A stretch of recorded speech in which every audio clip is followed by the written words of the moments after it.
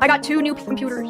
My other computer is gone. I gave it back to Starforge and they wiped that shit. Something happens where when women get into groups, they become evil demons. You guys are, at some point, it's going to swing back hard, and I'm going to have no sympathy for groups of women that do shit like this. You guys have the huge problem where, like, a woman on her own might be like a serial rapist murderer, but when that same woman is like in a group of people, she becomes like Joan of Arc. It's the most retarded, brainless shit in the universe. I don't know why. Apparently, a lot of these people target people that they suspect have a lot of crypto.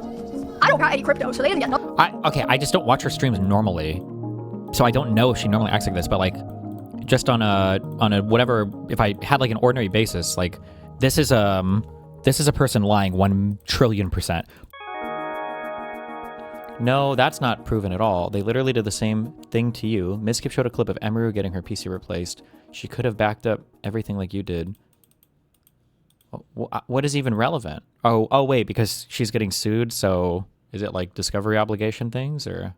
She knew that she was being sued on the 10th, and then she went and got a completely new PC from her sponsors on the 11th. Mm-hmm. And I think that there was nothing. I think all the PC shit was gone. Well, I mean, she only needs to keep the data or back stuff up or keep the drive or keep the PC. I mean, Doesn't sound like she did that. Did she say that? Did she say, I toasted the drive, we shredded it? She said, I returned the PC to Ironforge or whatever fucking thing it is. And Mizkif ends it seeming like he didn't get anything in fucking Discovery. Well, are they even in Discovery in their case yet? Didn't he just sue her like a month ago? No, link me the court listener. We can check. Listener. What was it? Shunk versus Mizkif? I don't know his fucking name. Mizkif Enterprises versus Shunk. Destiny's lawsuits, the next part of Gamergate. Gamers got into politics. Now it's lawsuits because it's more drama. I don't know. I think it's all cringe as fuck. So I also think it's cringe, but I don't think that you should just let someone go and call you a sexual assaulter if you didn't do it and then not sue them. I don't know. I feel like somebody's going to give me the right medication in like 5 years. I'm going to wake up in a padded cell and realize I've been hallucinating everything for the last 15 years. You have executive bodies that are here to do things, and then you've got courts that are here 99% of the time to deliver, to dispense justice after a thing has been done. But I think that in our current system in the United States, since Congress the Republicans are not willing to act, and since we have an executive that's corrupt, we're no longer looking to the courts for guidance. We're looking to the courts to protect us, which is not the job of the court. That's the job of the executive. If somebody's breaking into my home, I'm supposed to call the police, and the police are supposed to show up to protect me. If I'm suing somebody or pressing charges against somebody, it means the bad thing has already been done, and now we're seeking justice on behalf of the state, or we're seeking recompense on behalf of a victim for a civil case. I need to be made whole again financially. Yep. So with these lawsuit things that streamers are doing, like it's not like I don't have sympathy towards people suing people for trying to be made whole again. But the only issue is that some of these people that are doing this are like, it feels like Mizkif has like, I just don't follow his stuff much. Did he actually get banned from Twitch or no? I don't think he did, right? He doesn't stream that? He actually did. No, Mizkif, even if Mizkif comes away with a total and absolute victory in his court case, he will never be made whole again from that court case, right? Well, yeah, I think no amount of money. No one wants to collab with theoretically, yeah. I mean, he could get like $50 million, but like that's not going to happen, right? Proving damages and all of that. I don't even know how much.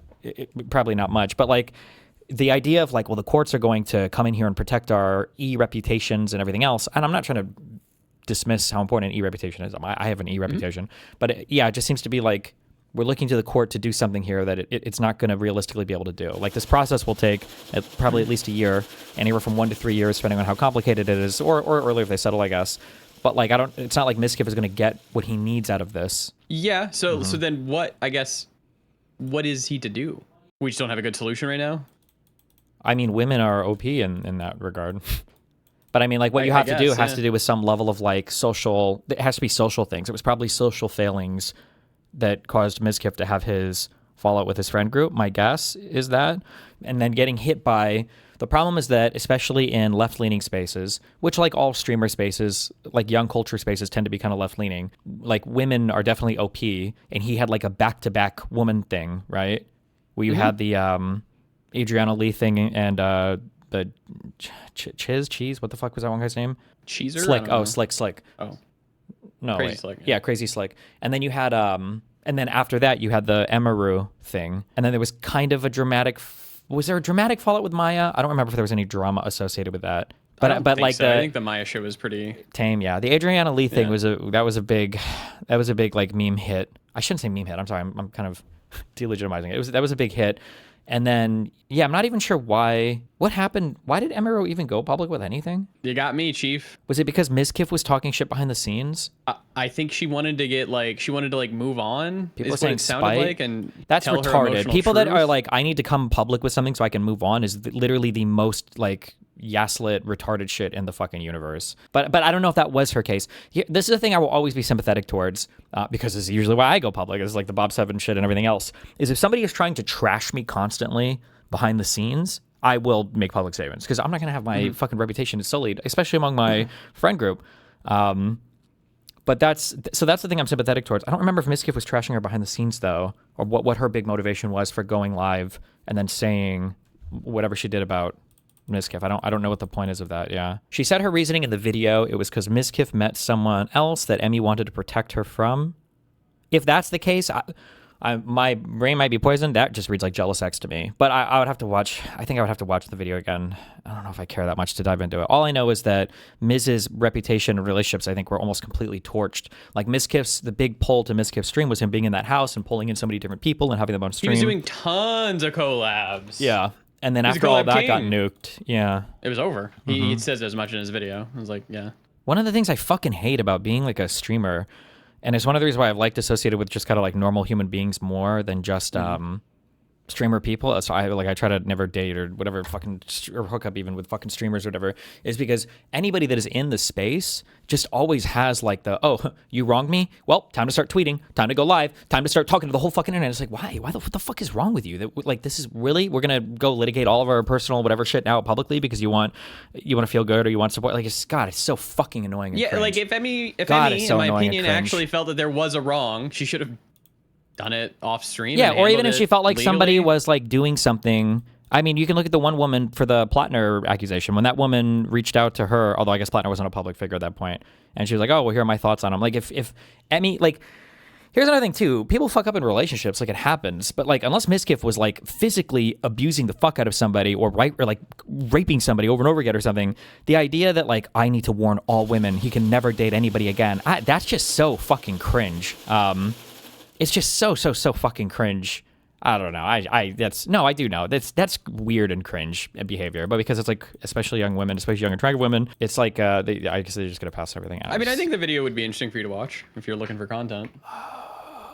Fuck. Okay. I feel bad because can somebody link the part in her video and then I'll watch Mizkif's video because I know that both these motherfuckers are gonna tell their side of things. Just so that I have her thing in mind and then I'll watch. I guess I can watch. Is it 40 minutes? How long is it? It's 43 minutes. Emiru's reasons for leaking. Okay. Hold on. I feel like every relationship we watch here is like guy/girl claims they're horrible /terrible/rapist, and then something comes out and it's just jealousy/misunderstanding/manipulation for the person accusing.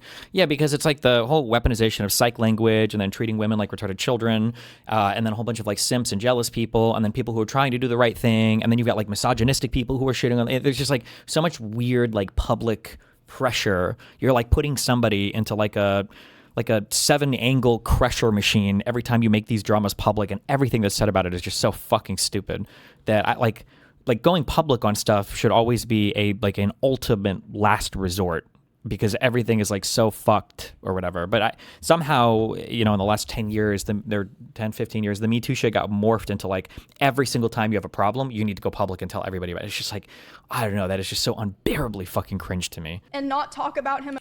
For the entirety of this year, I've attempted to separate myself from him and not talk about him at all and not talk about this issue and just not make it a public thing. I always tried my best to keep this to myself, but like I said, I feel like it's gone to the point, which I'll explain later, that I feel like it just has to be done. And I have always believed in not condemning people or starting drama online.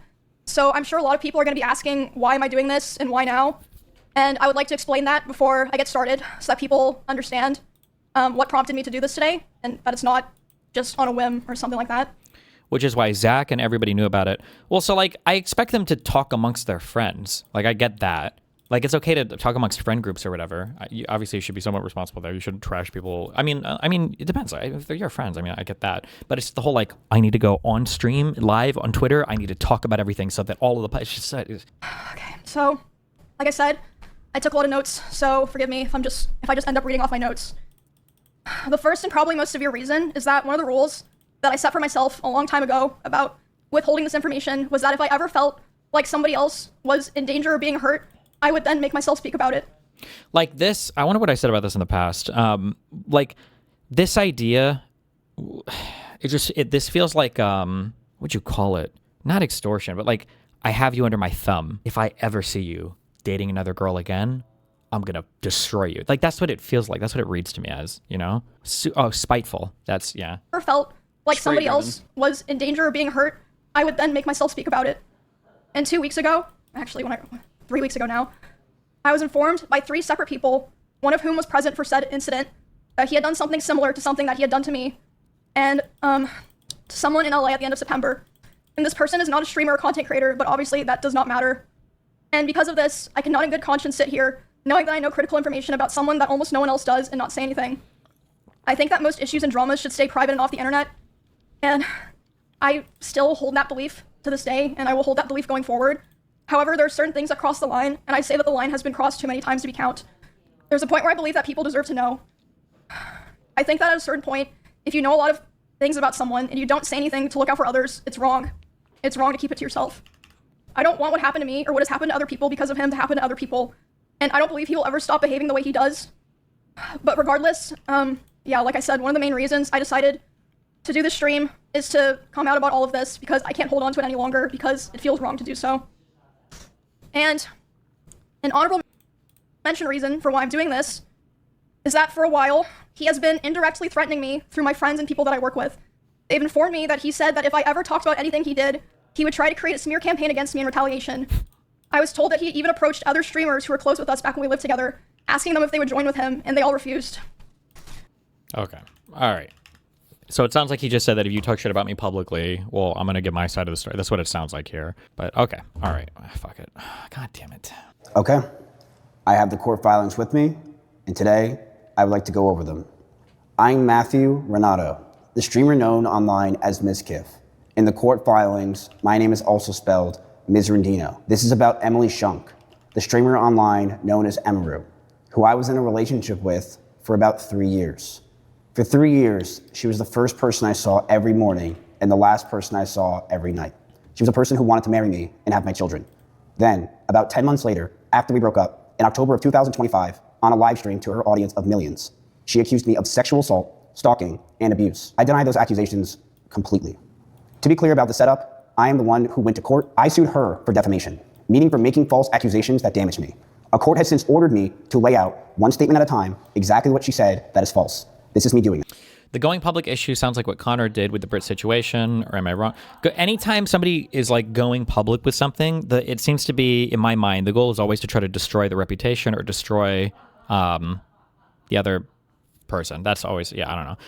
Ultimately, I agree with Destiny, but wow, does it seem unfair when a guy is a twat, but you feel like you need to keep your mouth shut? I get the want to talk. Then talk. You can talk to your friends, but there's a huge difference between like, I need to go public, like on my YouTube channel or my socials and start like venting. No, I don't know. That's just, maybe it's just like a different dispositional thing. That just seems super fucking cringe to me.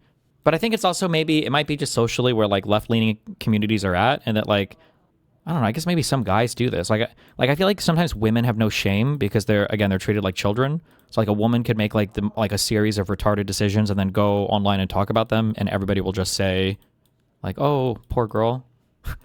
But like if you like make a retarded decision, people will say like, oh, you should have known that was a catfisher sex trafficking a minor for 3 years and selling porn under a different account, so that he like, oh, okay, my bad, gotcha. How did you know? With a public court record and her own words placed next to each claim, so you can weigh it for yourself. Here's what's changed. After her October 2025 live stream, the accusation spread everywhere, and to most people, the story was already settled. I was guilty.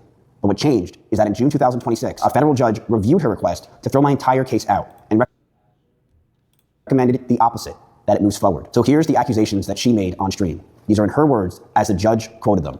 On October 2025, near the start of her live stream, by the magistrate judge on the account of the transcript, she said she was, and quote, finally going to be opening up about the psychological and domestic abuse, stalking and harassment, sexual assault, and threats of blackmail that Mizkif has done towards me. and some of these issues which are still ongoing. Under Texas law, as a magistrate judge in my case wrote, accusing someone of a crime or of engaging in serious sexual misconduct is defamation per se. In plain terms, defamation per se means that falsely accusing someone of a crime is treated by the law as damaging on its face. So the harm does not have to be proven separately. Those are accusations of crimes. I deny every one of them. And the judge did not leave that standard in the abstract, applying it to her sexual assault accusation in the same opinion. She found that accusation reasonably capable of a defamatory meaning and allowed my defamation claim to move forward. If you want to find any of these readings, I'll be putting a link below. I don't know how much Miz knows of the court process or what legal friends he got to help him here. Okay, he's overstating everything here very dramatically, but just to clarify, he's not necessarily wrong. But so what's happening is Emiru. So in the pleading stage of a case, you file a complaint. You file a civil complaint against somebody. That's this right here. My guess is that Emiru filed some type of motion to dismiss, a 12B6 or 1 or what, I don't know. Failure to state a claim. Is that 1 or 2? Which one is this open? Ooh. Oh, 6. 12B6. Okay. So a motion to dismiss. Okay. What happens in a motion to dismiss is you're telling the court, I want you to read the complaint. I want you to read the complaint that has been issued by the plaintiff and assume every single thing that he said is true, all right? And now look at the cause of action that he cites. What I'm going to tell you, judges, even if every single thing he says is true, he hasn't even satisfied the elements of some tort. It's not even like a bad thing I did. Even if you assume everything he said is true. So you're filing for a motion to dismiss. The judge will read it as though every fact stated in the complaint is true. That's it. So when she lost on her motion to dismiss, which if you win on a motion to dismiss, it means that the other side fucked up really bad. All that means is the judge is saying, okay, well, assuming every single thing the plaintiff has said is true, he has a case, then we'll proceed. That means that you're going to move from the pleading stage to your discovery stage. That's it. The judge is not saying that like, he's likely to win on the merits, or, I believe the plaintiff. I think that he's got a real strong case here, or whatever, or it's speaking to the strength of the case at all. All he's saying is that the facts stated in the complaint satisfy the elements of the tort of whatever the person is claiming to sue under. Okay, that's just to be clear. So when Miz is saying here, the judge even said that like it's reasonable, it's reasonably capable of a defamatory meaning, he just means that read as true that it could mean that thing. That's all that means legally. It's kind of like when we did the plausibility standard for the International Court of Justice about the genocide case, where the justices in the ICJ said it's plausible that the Palestinians have a right against Israel. That didn't mean plausibility as though, it seems like they have a really strong case. It was plausible such that the elements were there that Israel had failed to meet its obligations under the Convention Against the Crimes and Prevention of Genocide or whatever, right? That's all it means. Okay. Of a defamatory meaning and allowed my defamation claim to move forward. If you want to find any of these readings, I'll be putting a link below where you can read everything. For the first time I spoke until now, my account has not changed. The same denial, the same story, the same detail. I have never had to take anything back because I have never lied. She has, repeatedly, through this entire process. And I'm going to walk you through the lies in her own filings and her words. The same filing has her calling one live stream spontaneous, unedited, and unscripted in one document, and describing a lawyer's review and prepared notes in another. Something I don't understand here. Emiru said she thought what happened was sexual assault, and the thing that happened can be interpreted that way. Is it going to come down to if the thing was sexual assault legally defined exactly or more on Emiru's state of mind? I actually don't know how that works. Let's say somebody like jumps on top of you and then like gropes your breasts and is like making out with you, and you're like screaming for them to get off. And he like reaches down, he like rubs your vagina or your dick on like the outside of your pants. And then you say publicly, like, he raped me. This is horrible, right? Well, like maybe you're of the opinion that like, it seems like this is really the case that I did get, he felt basically raped me. But does that count as a defamatory statement? I'm actually not sure. If you're like, can you have the opinion that somebody did a thing? It's not like it needs to be adjudicated or like you need to be convicted of a crime for somebody to feel like somebody raped somebody. So I'm not actually 100% sure how that works. Mike from PA caught deleting his old planner vids. Epic. That is only relevant if they are pleading truth as an affirmative defense. I don't know what you mean by that, Kafka. It has her swearing in a footnote that we did not get back together, while 2 months of her messages say that we did. It was her announcing a restraining order in 2 states that she never filed. Those are not differences of memory. Oh, wait. That's bad. Those are just be lies. Hold on. Well, hold on. In another. It has her swearing in a footnote that we did not get back together, while 2 months of her messages say that we did. It was her announcing a restraining order in 2 I'm already in the process of filing a restraining order. Okay, she doesn't say she has one yet. States that she never filed. Those are not differences of memory, they are lies, and the records are right here. The first thing that people told about me were that he admitted to everything. I never did, and I never moved off my own story. The first thing most people heard about was not that the accusations itself, it was that I had gone on my own stream and admitted to all of it. This is false. I denied these claims from the beginning, and I've said that in the same thing every day since. Almost no one listened to my side. Before I went live, Emiru went live first. She told the world that I sexually assaulted her, abused her, and stalked her, before I had a single word in my defense. I deny those accusations completely. The word that came next, rapist, came from everyone who heard her and ran with it. The verdict was in before I even said a single word. And when I did go live, I told my side, and I've stuck with it word for word to today. She has not. She has done exactly one live stream. And across that single stream, her story does not hold together. It has contradictions that are laid out in the sections that follow, in her own filings and her own words. One account has never changed. The other keeps changing. So why does the false version that I admitted to everything still win? That's because almost no one watched either stream in full. People pulled small clips from my about 30-minute response, cut away the context, and wrapped their own narrative around it for views and for clips. And the reach was never close to her. So in Emiru's filing, her motion calls it spontaneous. Her own transcript has her describing a lawyer's review and prepared notes. In her motion to dismiss, her attorney describes the stream this way in regards to the sexual assault. The live stream was spontaneous, unedited, and unscripted, speaking openly and vulnerably in the— Didn't we watch her literally shuffling through pages of... He brings it up, yeah. Oh.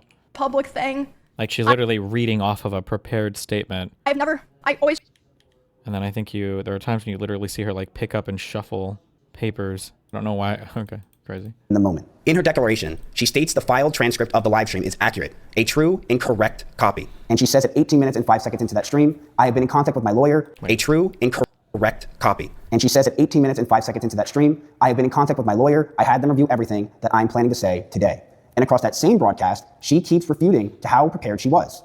It was not just on a whim, she says. Sorry. I took a lot of notes. I just ended up reading off my own notes. So my attorney puts it in court directly. Shunk should not be heard now to argue that her defamatory comments were some off-the-cuff, spontaneous, emotional response, when she specifically stated that not only were her comments thoroughly planned out and scripted, that they were in fact reviewed by counsel in advance to the live stream. So her brief on the stream was spontaneous and unscripted. Her own filed transcript has her saying a lawyer reviewed and it read from notes. Both are her words. In the same case, they describe the same 90 minutes 2 different ways. The sexual assault allegations, she called it sexual assault. Here's what she said happened and what I did. She told her audience and later the court that what happened between us on one night was sexual assault, a crime. She named it on the live stream, where she made her own other accusations. She went over what she says happens that night. These are her own words, as quoted in my complaint. He started kissing my face and I let him do it.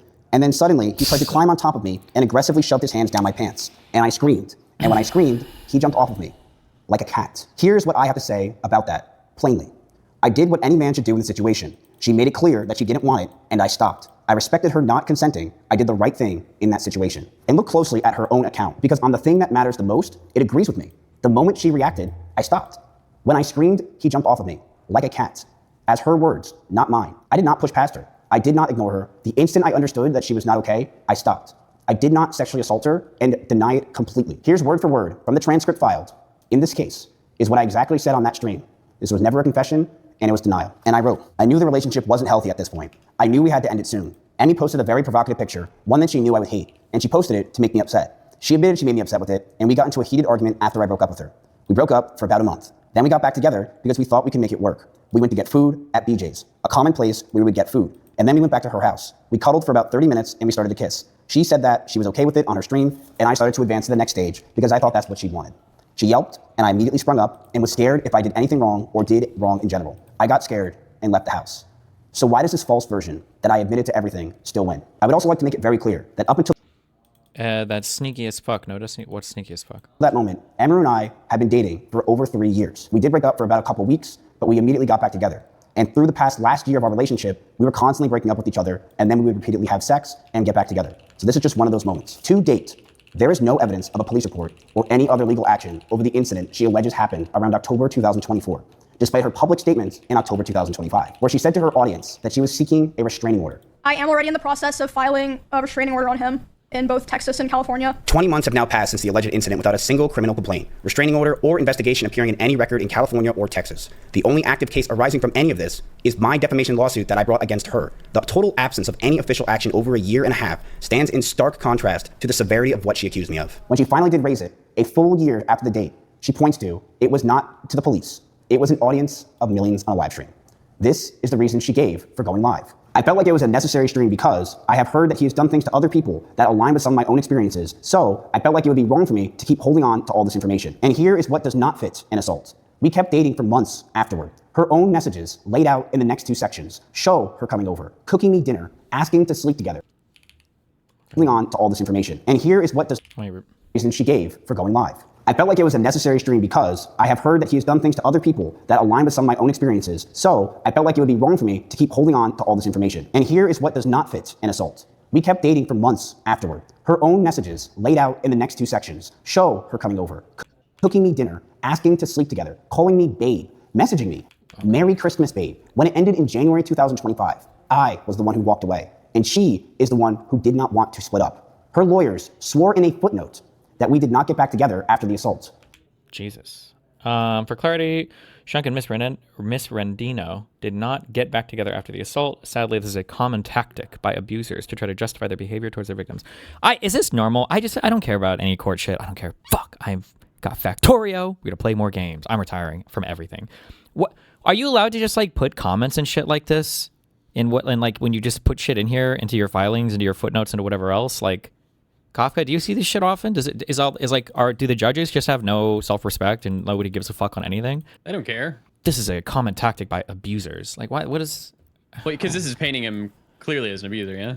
Well, it's also Not really I don't know. Like, relevant. it's a heavily opinionated statement that is like not relevant to. I feel like just seeing statements like this in filings is super ultra fucking cringe in my opinion. But I don't know. Whatever. When it ended, cooking me months. She claimed that Wrong for me because when did the quote unquote sexual assault event happen? keep holding on to all this information. And here is what does not fit an assault. Footnotes have unlimited narrativization allowed. It's called a loophole. Okay, based. We kept dating for months afterward. Her own messages, laid out in the next 2 sections. October 24th. Okay, gotcha. All right. After the assault. They can say Her whatever own they messages want there. Why would damn. I'm not gonna Fedmeister myself again when I reviewed that. Maybe Miz is just like super blatantly fucking lying here, and Emiru is gonna have counter texts that show like one message before all of his that show it's completely not what he's saying it is. But I mean, like this looks, in my opinion, this looks really bad. Like it looks like she's not just being bullied into engaging, or he's not like guilt trip. It seems like she's like pretty proactively engaging and everything else. So even sometimes with him not engaging, unless he's deleted messages possibly, right? Because like she messages him on the 24th on Christmas Eve, hi, he doesn't respond. And then she messages him the next morning, Merry Christmas, babe. What is this missing thing? Is this like an emote or something, or a emoji? That's what I figured, yeah. I figured it was an emoji. Okay. Yeah, I don't know what's okay. Unless she has messages like right before this that would dramatically change these, I guess. I don't know. Merry Christmas, babe. When it ended in January 2025, I was the one who walked away, and she is the one who did not want to split up. Her lawyers swore in a footnote that we did not get back together after the assault. Her own messages in the section below say otherwise. That is a lie, and in the record proves it. In court, she changed what the accusations even were. In public, Emiru called the accusations sexual assault the crime.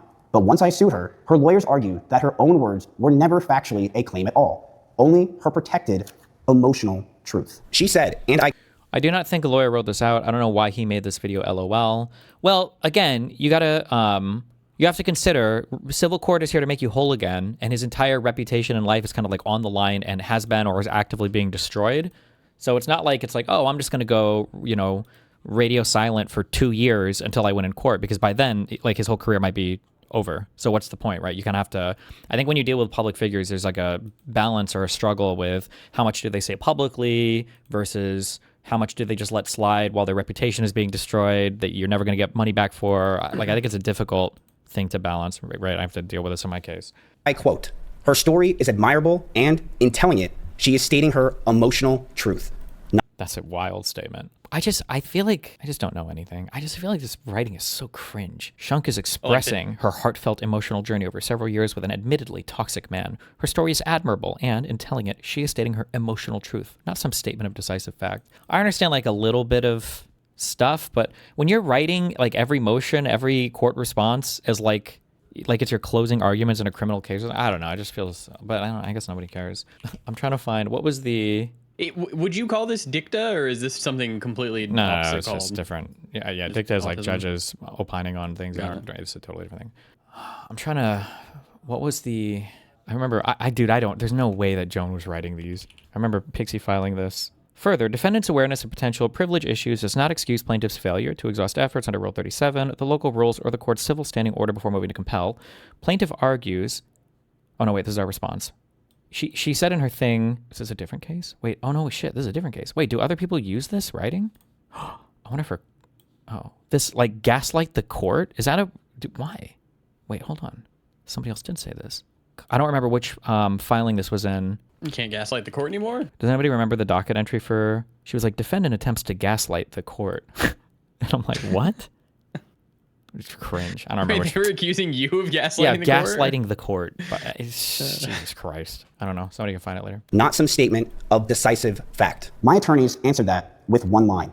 Emotional truth is not a recognized defense to defamation in Texas. And this is not just my side spin on her defense. The magistrate judge, restating Shunk's own motion in her own words, described it in exactly those terms. She also argues that her statement, considered in its entirety, was an opinion or her protected emotional truth. The judge did not buy it on the part that matters the most. Vague feelings about a relationship can be protected opinion.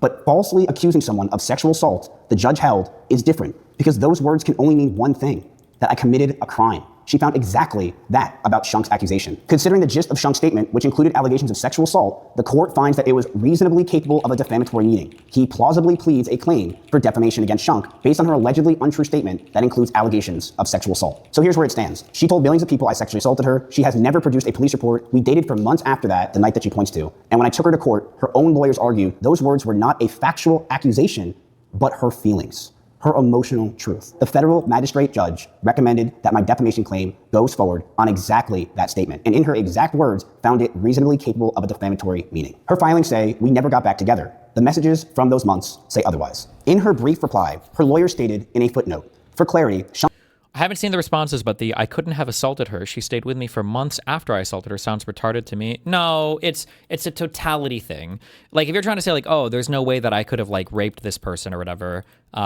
because they didn't break up with me immediately after, that would be retarded. But if somebody's making this claim of like, oh, he did this horrible thing, he assaulted me, and then after that it was over and I knew how toxic and terrible he was and everything else, well, if you find out that they did have that event and whatever happened, but then they also still seem to be kind of happily together and her engaging with him for months afterwards, it casts that entirety of that story in a different light. Like it can be like it can be like a factor that you consider. It's not on its own dispositive, or it's not on its own like giving you concrete information one way or the other, but it paints a picture for sure, which is fair. Chunk and Mizkif did not get back together after the assault. Sadly, this is a common tactic by abusers to try to justify their behavior towards victims. But on her own live stream, she described that same breakup as nothing more than a short period. A short period is a brief break, and then we got back together. So let me be exact about the timeline, because this is where people have gotten confused. According to Emiru and her lawyers, we broke up in October 2024, and they told the court that we never got back together. Every message below is after that. On November 18th, I told Emiru that she can come over, and she said, is it okay if my alarms go off at 10, LOL? I said, sure. On December 16th, I ask if she wants to come over, she tries to call my phone. On December 18th, she makes me salmon. It's at its strongest when he's showing that she's trying to claim that she never went back to him as proof of the essay, when in reality she had to go back to him, so it only undermines her argument, not necessarily the sexual assault claim. I disagree. I don't know how it works in a court environment, but in a personal environment, it heavily undermines the claim. Because what you're saying is there is behavior that I engaged in the future, and that behavior is predicated on this horrible event that I'm telling you happened. Well, if I find out that behavior didn't happen in the future, it makes me doubt the predicate. It makes me doubt the thing that you say came before. Does that make sense? Like if somebody says well, I mean, he beat the shit out of me. I never went back there. Of course not. I didn't go back there after he beat the shit out of me. Like that's the worst thing you do. I'm not going to go back to somebody that abuses me and hits me. And then I find out that you were going back there all the time. I was like, well, I thought you just said there was some course of action you took as a result of something else. But then I found out you didn't even take that course of action. So did the other thing actually even happen? Right? Because you're the one that's setting up the you're the one that's setting up the cause and effect. And then we're finding out you lied about the effect, which I think is fair then to make you doubt the cause, right? Like for the one Plattner accuser woman, she said that after the event that she blocked him and removed him from everything and didn't want to talk to him again. Well, let's say that it comes out that actually she continued to hook up with him for months afterwards, and then she lied about not seeing him again. That would make me wonder about the rape event that she talked about, because she cited that event as a reason why she messaged him and then blocked him, removed him from everything. But if they're still hanging out, well, then it makes me wonder, because there was a cause and effect you set up there, and the effect didn't happen, so it makes me wonder about the cause, right? For dinner. When I tell her my uncle died, she asks if I want to come over, and she does. On December 21st, she asks to come shower at my place. Can I still come over tonight? Because she wanted to sleep with me. You know how you said my shower was cold? Obviously, I was at her place. My hot water completely is out now. I want to shower at your place. I'll just get up early again. Jesus, okay. I said yes. On December 25th, Christmas, she said hi, and then Merry Christmas, babe. This does sound like a couple that is broken up. On December 30th, 2024, we sleep together. Like, they could be broken up and they're just kind of like hanging on at the end, maybe. But like, I mean, it's to an adult, or I guess I can't say that anymore, to a boomer, it's going to look like you guys are still together in some capacity, right? And at the very least, it's not communicating the message that Emiru was communicating, and that like, oh, they must be totally separated, and because she was so disgusted by that sexual assault event, Me, okay, I'm going to bed. Emiru said, okay. I then said, I'm just getting ready. Emiru said, do you want to sleep together? I then said, yeah. Keep in mind that a lot of the calls that we would have with each other are not shown, because we called each other every single day, as we slept with each other every single night. January the 15th to 18th, I call her babe in a text. Her filing said that we did not get back together after the October 2024 breakup, as she describes. These are her own messages from November, December, and January. Did not get back together after the October 2024 breakup, as she describes. These are her own messages from November, December, and January. All after that date, the filing and the messages describe two different relationships. Our next point, she also says that she ended the relationship. But here's what actually happened the morning I walked out. We were together. I think the problem here is that he is saying they got back together when it sounds more like they had an on-off relationship afterwards. Pretty different things, in my opinion. No, fuck you. The takeaway that I had, well, let me find out what she says exactly. Other people and like kind of present like, oh, I want to change, I want to be better for Emmy or whatever, There was a short period in October where we had broken up because, honestly, it doesn't matter now. And when that happened, I honestly felt relieved, because I was like, okay, finally, it's like on his terms. So that means he'll be satisfied and he'll say it was his choice, and he'll leave me alone. Because whenever I would try to push for it, it just felt like I couldn't like really sever it, if that makes sense. But obviously, hence he took the stream. That was not the end of it. Wait, well, here she says they weren't broken up. Wait, what did she say something different in court filings? Hold on. Footnote 3 on... Okay, she says, we cuddled for about 30 minutes, started to kiss. She said she was okay with this on her stream, and I started to advance to the next stage because I thought that's what she wanted. She yelped, and I immediately sprung up and was scared if I did anything wrong or did wrong in general. I got scared and left the house. I apologize if that made Emmy uncomfortable for me not saying sorry, and I wish I said sorry back then, but we got back together soon afterwards. Completely different situation. The father denied that any sexual activity occurred here. Sort of admits to the underlying activity, but bitterly complains that Shunk used the term sexual assault to describe his conduct. Ms. Martino doesn't dispute Shunk's version of events. Rather, his only defense is that there was a 30-minute gap between when Shunk used the term sexual assault and when she described the assault. He claims without any evidence whatsoever that in the internet age, no viewer would wait to hear the full context of her statement. Okay, so this is just a footnote that they stick in here. For clarity, Shank and Miss Marino did not get back together after the assault. Sadly, as a commenting by abuser just... Okay, so this isn't a big part of her claim here. Because even in the video by Emiru, it seems like she says they did get back together, but... Not get back together after the assault. Sadly. I said, sure. It's cold. Obviously, I was at her place. My hot water completely is out now. I want to shower at your place. I'll just get up early again. I said yes. On December 25th, Christmas, she said hi, and then Merry Christmas, babe. This does sound like a couple that is broken up. On December 30th, 2024, we sleep together. Me, okay, I'm going to bed. Emiru said, okay. I then said, I'm just getting ready. Emiru said, do you want to sleep together? I then said, yeah. Okay, that showing up in just a footnote and it not being a big thing. Now I can go either way, I guess. Because these people don't sound like they're obviously completely separated, but they also don't necessarily sound like they're together, because why would you ask a partner if you can sleep together? It sounds like they're kind of like yo-yoing at this point, but okay. Keep in mind that a lot of the calls that we would have... The one thing I'll say about that is they don't live together, and what they're asking, what she, I believe, is asking there, can we sleep together? She's coming over and asking, can I just, come sleep with him? This happens a lot in their DMs. Sure. But that sounds like then they're... yo-yoing, no? I think to a normal party, yes, but it even sounds like later on, she apparently hands Miz a note that says, I want to marry you. Can I move into the place next to you? And then can we, get married? Apparently, he's really weird about his space. I have no idea, but that's just how it sounds. Huh, okay. ...have with each other are not shown, because we called each other every single day, as we slept with each other every single night. January the 15th to 18th, I call her babe in a text. Her filing said that we did not get back together after the October 2024 breakup, as she describes. These are her own messages from November, December, and January. All after that date, the filing and the messages describe 2 different relationships. Our next point, she also says that she ended the relationship. But here's what actually happened the morning I walked out. We were together, on and off, for 3 years. A relationship we kept hidden from almost everyone around us. But near the end, we broke up, we got back together, more times than I can count. I wanted space, and she wanted to move closer. I told her I wanted her to move out, and that I wanted space, and it was a line that never healed. The week of our official breakup in January, we had agreed to finally sit down and each say what we wanted for the future. We slept at her house. On the morning of January 23rd, 2025, she handed me a note. And in it, she wrote that she wanted to marry me, that she wanted to build a life and move into an apartment right next to me because she knew how much I needed my space. And I looked at it. I looked at her, and I handed it back to her. I told her, I can't do this anymore, and I'm sorry. And the last thing I heard as I was closing her front door, and she said, don't go.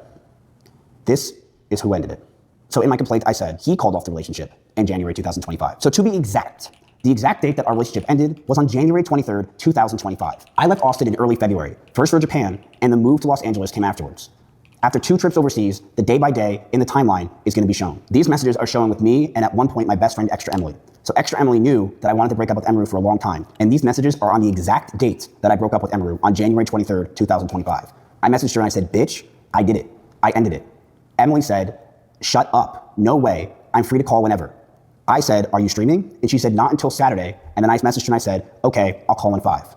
The conversation didn't end there. 2 days later, on January 25th, it was Emiru reaching out to talk things over with Extra Emily. And Extra Emily... Oh, because I'm sorry, fuck me. This is not, Emiru and Emily are 2 different people. Wait, so he's saying that, so what, he's trying to date Emily now? So he calls her and says that he ended it? Or is this like a friend he's confiding in, I guess? Friend he's confiding in, it seems like. Not until Saturday. And then I messaged her and I said, okay, I'll call in 5. The conversation didn't end there. 2 days later, on January 25th, it was Emiru reaching out to talk things over with Extra Emily. And Extra Emily had already heard from me that it was Emiru I'll call in 5. The conversation didn't end there. 2 days later, on January 25th, it was Emiru reaching out to talk things over with Extra Emily. And Extra Emily had already heard from me that it was over. So this is January 25th, 2025. Extra Emily says, okay. And then she says, she texted me to talk. I'm pretending like you didn't tell me the news. Okay, I'm talking to her on the phone soon. I then said, are you streaming tomorrow? And she said, no. So if this doesn't prove that Emiru is lying, that who broke up with who, I don't know what does. So now we're gonna move on to the stalking allegations. And damn, he's got a little timeline and everything. Okay. Where I actually was. On February 2nd, 2025, about 10 days after we broke up, I flew to Japan. The reason why I flew to Japan is that I knew if I stayed in Austin, that we were just gonna get back together and get in the same loop that we had been in for almost a year. On February 21st, 2025, I came back to Austin and stayed about 3 weeks. This is when my friend Simply had a party, which is the one that she ties to stalking, was on February 23rd, 2 days after I landed, about a month after we broke up. On March 16th, 2025, I flew back to Japan and stayed there for nearly 2 months. On May 12th, 2025, I returned to Austin for about 2.5 weeks. And in May 29th, 2025, I moved to Los Angeles. Stalking means being near someone and contacting them when they don't want it. For most of the Do you think the events as described could be described as sexual assault? Basically, putting your hands down your partner's pants at the wrong moment. For an example, to test the concept, putting your hands down the pants of your partner during a funeral. If you have like a partner that you've been sexually active with, and then you do something, and then after you do it, they say, no, I don't want that, and then you stop. No, to call that sexual assault, that's retarded. This is so beyond fucking retarded, I think. Year after we ended it, I was on another continent and then in another state. I put distance between us deliberately, more than once. And on my own stream, here is what I exactly said about it. That week, I made flights to Japan because I didn't want to sit around and wait possibly to get back together again. I have never talked to her in person since. I have been removed from OTK Discords. I did see her at a party once at Simply's house, one of my close friends. The house was very small and I opened the door. I said, whoops, I want to make it very clear I was not following her. It just happened that I was with someone she knew the entire night. The house is about 2,000 square feet with about 50 people. I, of course, was near her, but I was never following her. The specific incident she calls stalking is a party.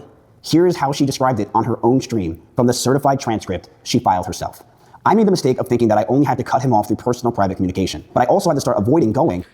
Okay, but do you think putting your hands down someone's pants to comfort them while crying is retarded, though? Maybe, I don't know. But also, like, people have sex when they're emotional, which is really weird to me. I can't do that at all. But a lot of people apparently do that, so I don't know. But regardless, if you say no and then the person stops to then be like, oh, yes, that's cringe. I'm sorry, that's just fucking cringe.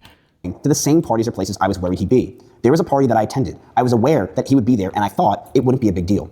We're adults, right? During this party, I felt like he was following me around and monitoring me. But I thought that that was just being paranoid. About 30 minutes later, the room that we're in, the door opens, it's Miz. He opens the door, makes eye contact with me, goes ooh, and closes the door and leaves. That is the entirety of her stalking allegations. Read in her own words, this is obviously not stalking. She was never cut off. She says that she cut me off through personal private communication, but she controlled the contact. She didn't block me, and on her own stream, she showed messages proving that I could still reach her. Holy shit.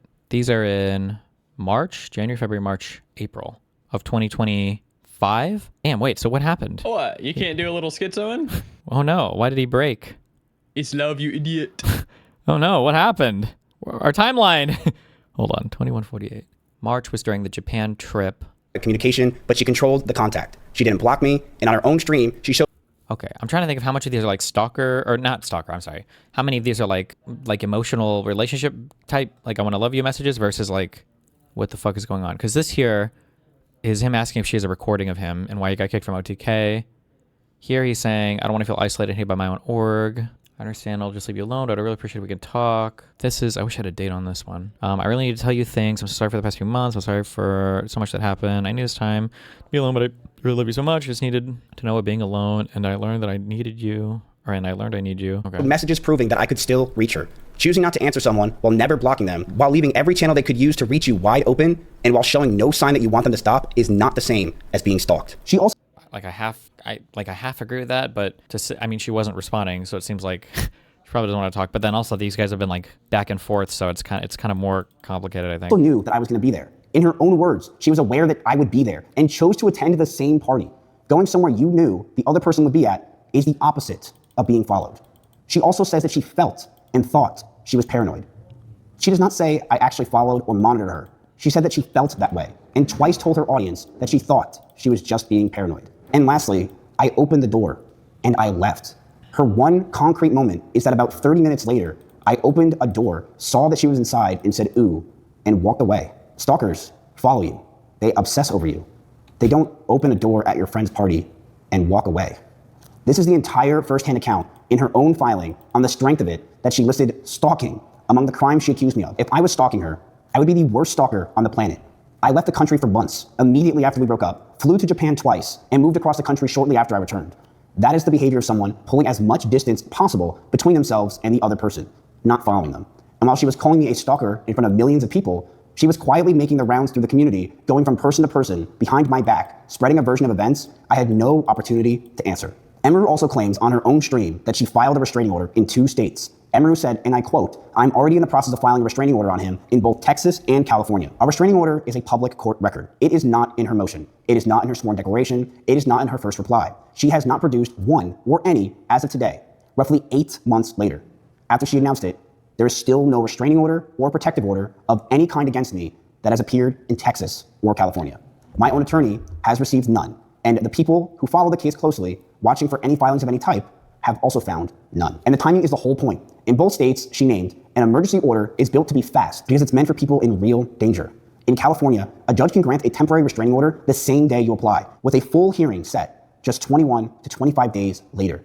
In Texas, a judge can grant a temporary ex parte protective order the same day on a finding, a clear and present danger, with a hearing within 14 days. Someone who genuinely needs protection can have a temporary order in hours, not months. She said that she was already in the process in October 2025.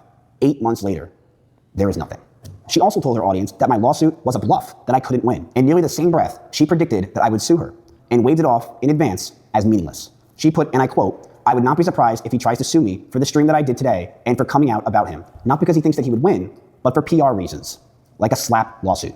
Interesting. So on camera, she was sure of 2 things. A restraining order was already on the way, and that my case was baseless. It was a PR stunt that I couldn't win. Neither of those things have held up. There's been no restraining order or protective order that has ever appeared in Texas or California. And the judge who reviewed her motion to throw my case out recommended the opposite, that it moves forward. She told her audience I could not win. The court let me proceed. So here's the part that she leaves out about the party. Simply, whose party it was is one of my closest friends. We lived together for years. And at the time, we were going through our both breakups and dealing with our own problems. When I got back from Japan, he is the one who invited me. I was not there to find her. While Simply was giving me a tour of his house, I opened the door, I saw 4 OTK members sitting there in the corner and closed it. That is the whole opening the door moment that she describes as me stalking her. I want that to sink in, that is what she described as stalking. Moment she describes a tour of my best friend's house is me stalking her. And my own texts from that night prove it in real time. I messaged I hope that he doesn't have like, so the thing that would hurt him here is if Emiru has a ton of texts of him like asking other people like, oh, is Emiru there? Like, where is she or whatever? Like asking about her at the party. Like, this would hurt his case a lot if those existed. If they don't, then Emiru is kind of on an island here with this claim, I think. extra Emily asking why everyone was upstairs, what the group in the corner was about, and what was going on. I thought that they were making another version of OTK, and I got worried. And extra Emily just told me to basically not worry at all. That was it. And she somehow labeled that as stalking. In May of 2025, 5 months after we broke up, I sent her a long message by her own account on her own stream. She received it and sat with how to respond until her friends told her it had to be AI. She said, and I quote, I had someone send me a massive apology message and I wasn't sure like what to respond. He is very obviously misrepresenting her words. She said, I'm in the process of getting a restraining order. He's saying she said she did get a restraining order. Subtle twist of word. What? No. What does process of getting a restraining order even mean? That's like a 1 or 2 day thing. What do you mean? And if it's been 8 months, she should be able to produce something related to that demonstrates that she was at least trying to, right?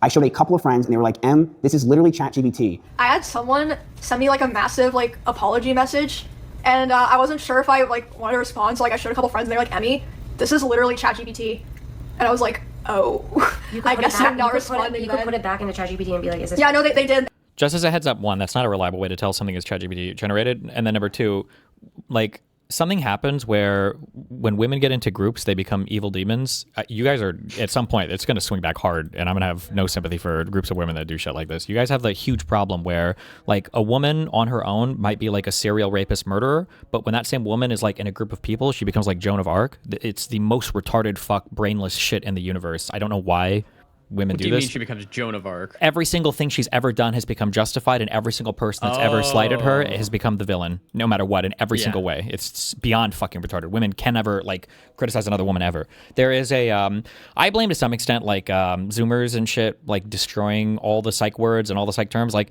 there's this concept of a safe space that I think is really, really, really important. So the idea that like, let's say that you break up with some dude, and you know it's like the day or 2 after, and you want to talk with some friends, and you're like, fuck this guy, and you just want to go off.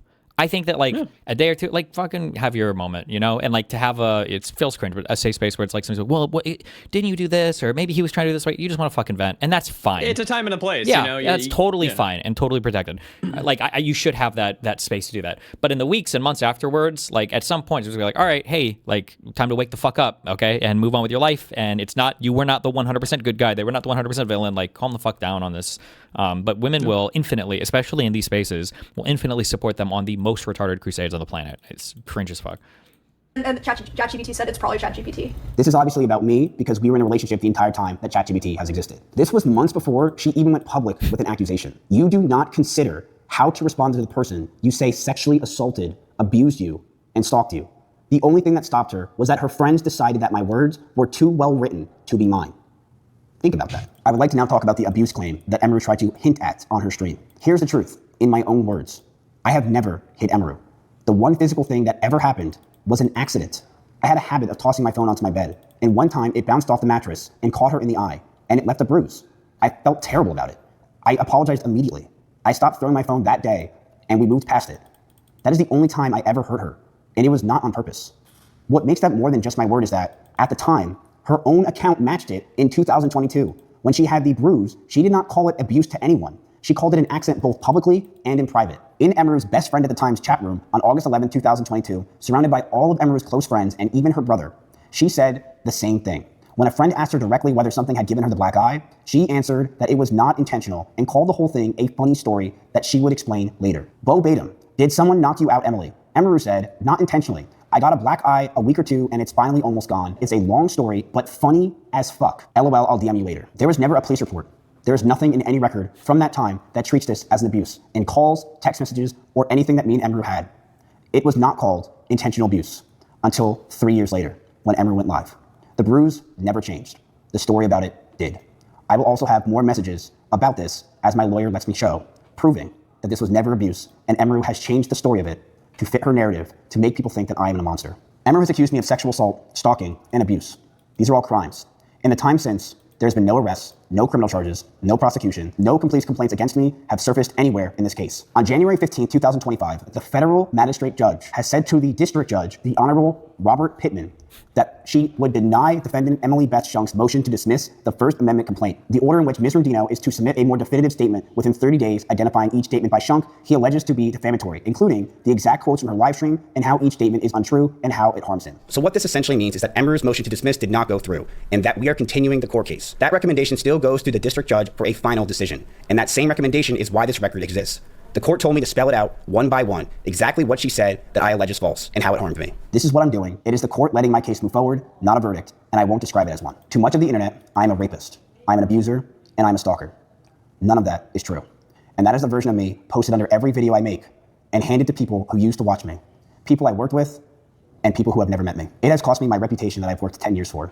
It has reached my family, it has reached my friends, and has hurt my work directly. Making content, getting sponsors, and using the platform I spent years building, the same community she built her following on. And it did not stay online.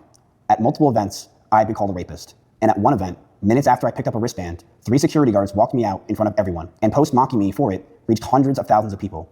I've been called a rapist to my face in bars and restaurants for most of the last 8 months, and I decided to stay inside because of that. This is a girl named Meg who said, "Imagine being such a prick you got kicked out of the FlyQuest party after showing up uninvited." This is another tweet. LOL, Mizkif got kicked out of the FlyQuest party after getting rejected on the Partyful app. And then someone asked, what is this party? Also, what is the Partyful ALR? Thanks for ahead of time. She said, TLDR, he was rejected from an esports party, showed up anyway, and got kicked out instantly. So they tried to paint a narrative that I was kicked out and that I was not invited. I want to make it very clear. I was invited by my friend Alana. She just texted me and said go. And I have been to hundreds of parties before Emiru's allegations with no problem in any way, shape, or form. And I got texted by Alana to go to this party with my friend Jeannie. We show up, we did get wristbands immediately, and we were able to walk in. 15 minutes later was when I was escorted out. I never had a problem getting into the party. I showed my ID just like everyone else and waited in line and was immediately let in, only to be almost immediately let out. This was not a case of someone who was simply disliked. And before I left for Japan, after I broke up with Emiru, I was around creators of every kind. And when I came back, almost no one spoke to me. And while I was in Japan, Emiru went through all of my old friends and everyone that we were friends with and spread lies about me.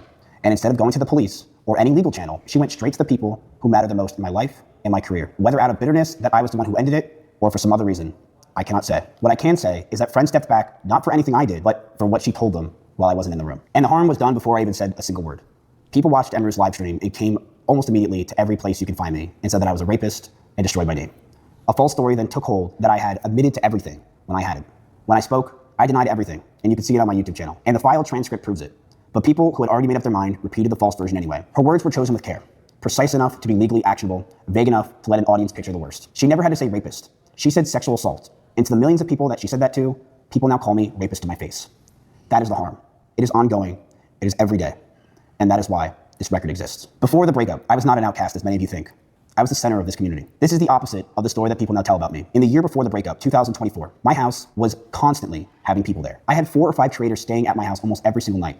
I had Extra Emily who was in the backyard doing something. I was hosting something, streaming with others, and collaborating with people across the entire Twitch scene. In the year that people try to paint that I was a nobody, I had over 100 collaborations with other creators, and I helped lead OnlyFans, the hardcore World of Warcraft guild that had over 300,000 active people checking in on it every single day, that Soda Poppin and I ran together, which brought more than 300 creators into the same guild. And that was just a single month. In October 2024, 3 months before our breakup, I collaborated with Fuslie, Pokimane, the Botez sisters, T10 Nat, Hassan, and Extra Emily. I had a boys' night with NMP, E-Rock, and my friend Dave. What? I went to go see all of the Game of Thrones collection before they went on auction, and I even hung out with Jason, Max, and Ron that year. I also collaborated with people like Mari, Julia, and Danny. Yes, people try to call me an outcast, but I was outcasted when I came back from Japan. To show you how little of an outcast I was, these messages are between me and my friend at the time, Leslie, who is also known online as Fuslie. This was November 2nd, 2024, just 2 months before me and Emiru had broken up. I was in LA, and I wanted to meet up with her, but she responded, I won't get to see you before you go, but I'm coming to Austin for OTK game day, so I'll see you in like 2 weeks. And then you can just come to LA whenever, cause you'll love it here. Oh lol, wait, that's great. What was your apartment complex called? On November 4th, 2024, she then tells me her apartment number. This was someone that I once called one of my closest friends, Fuslie, wanting me to move to LA as I was telling her 2 months before I broke up with Emiru that I wanted to move to LA and get out of Austin, Texas. Because I knew at the time that I wanted to end it with Emiru and move on. At the time, Fuslie was one of my best friends in the scene. Her and I would talk all the time about our problems, our issues. We would play games together. I was hanging out with her on stream constantly for about 3 or 4 years straight. And whenever we had an issue, we'd call each other. Whenever I was in LA, she was the first person I'd call. Fuslie, whose real name is Leslie, I met her 4 years ago when I went on a girl named Katamia's stream for her subathon. And it turned into some of the most fun I ever had streaming. We became close fast.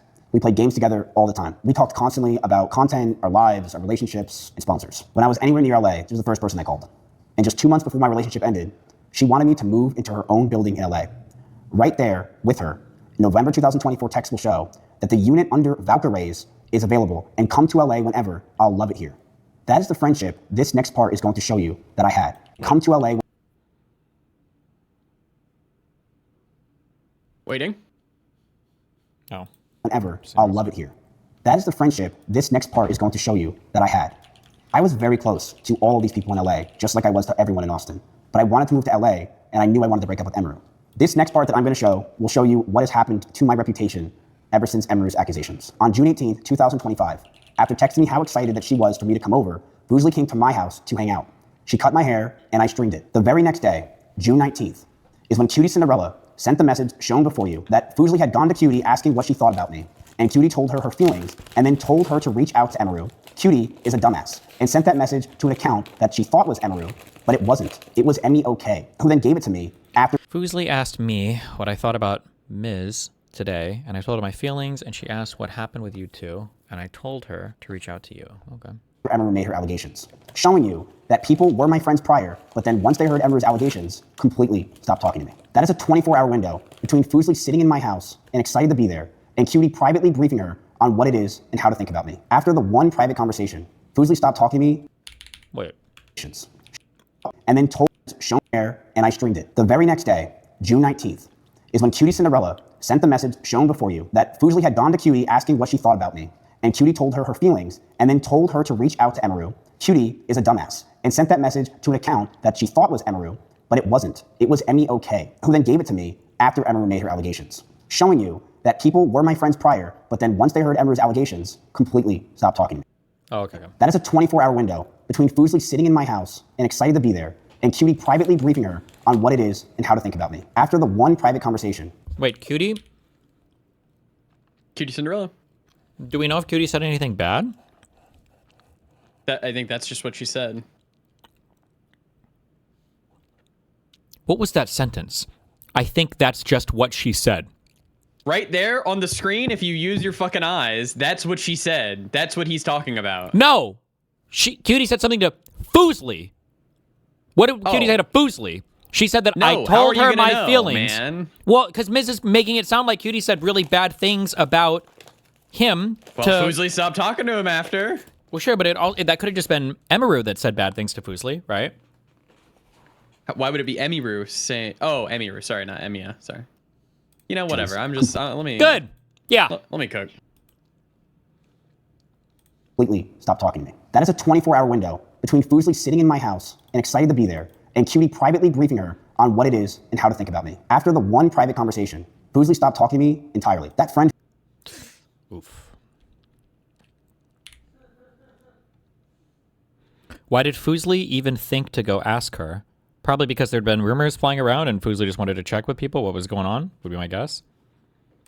On what it is and how to think about me. After the one private conversation, Fuslie stopped talking to me entirely. That friend who wanted to be there on day one of me moving to LA, that friend that wanted me to live in her apartment complex under her friend Valkyrie, was gone because she was told what to say and how to think about me. That friend who was at my house one day, who wanted me to live with her at one point, was now gone because of what she was told in a private message she was never supposed to have. A message from someone who was not even involved. Repeating claims about me that were never true. And making her doubt a real friendship over accusations I was never even given the chance to answer. About a month later, after she hasn't responded to me, I went to a 100 Thieves party with some of my friends, and she was there.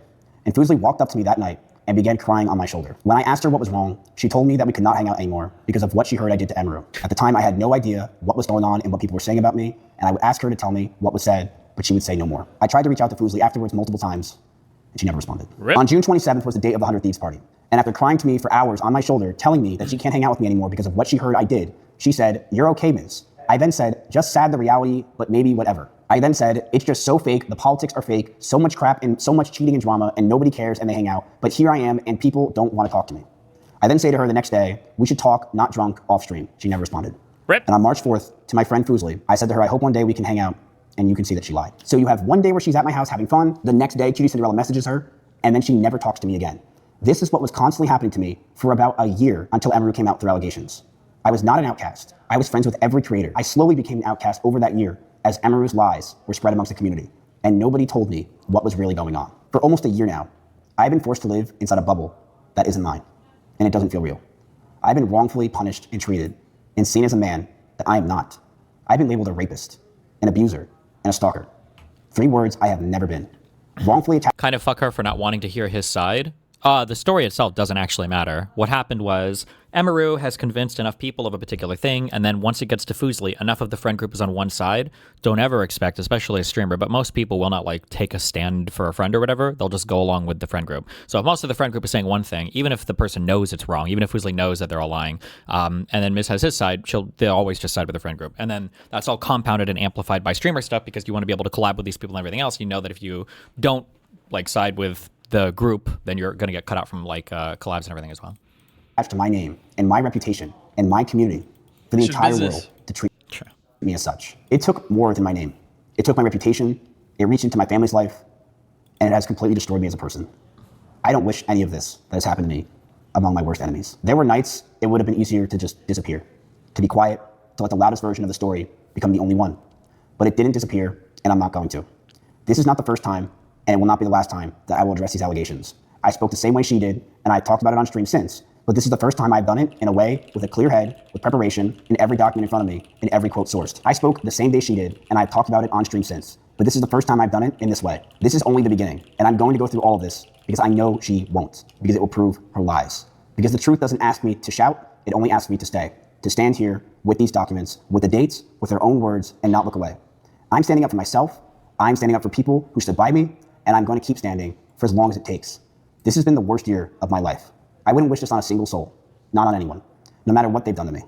All I have ever wanted is for the truth to be heard, and for justice, real justice, to find its way to the surface. To my community, and to everyone who never stopped believing in me. When believing in me costs you something. Thank you. Before I go, there's just one more thing I want you to see. Just one. This whole case will be decided on evidence. The messages, the devices, the documents, everything both sides has to hand over, under oath. I filed this lawsuit on November 3rd, 2025.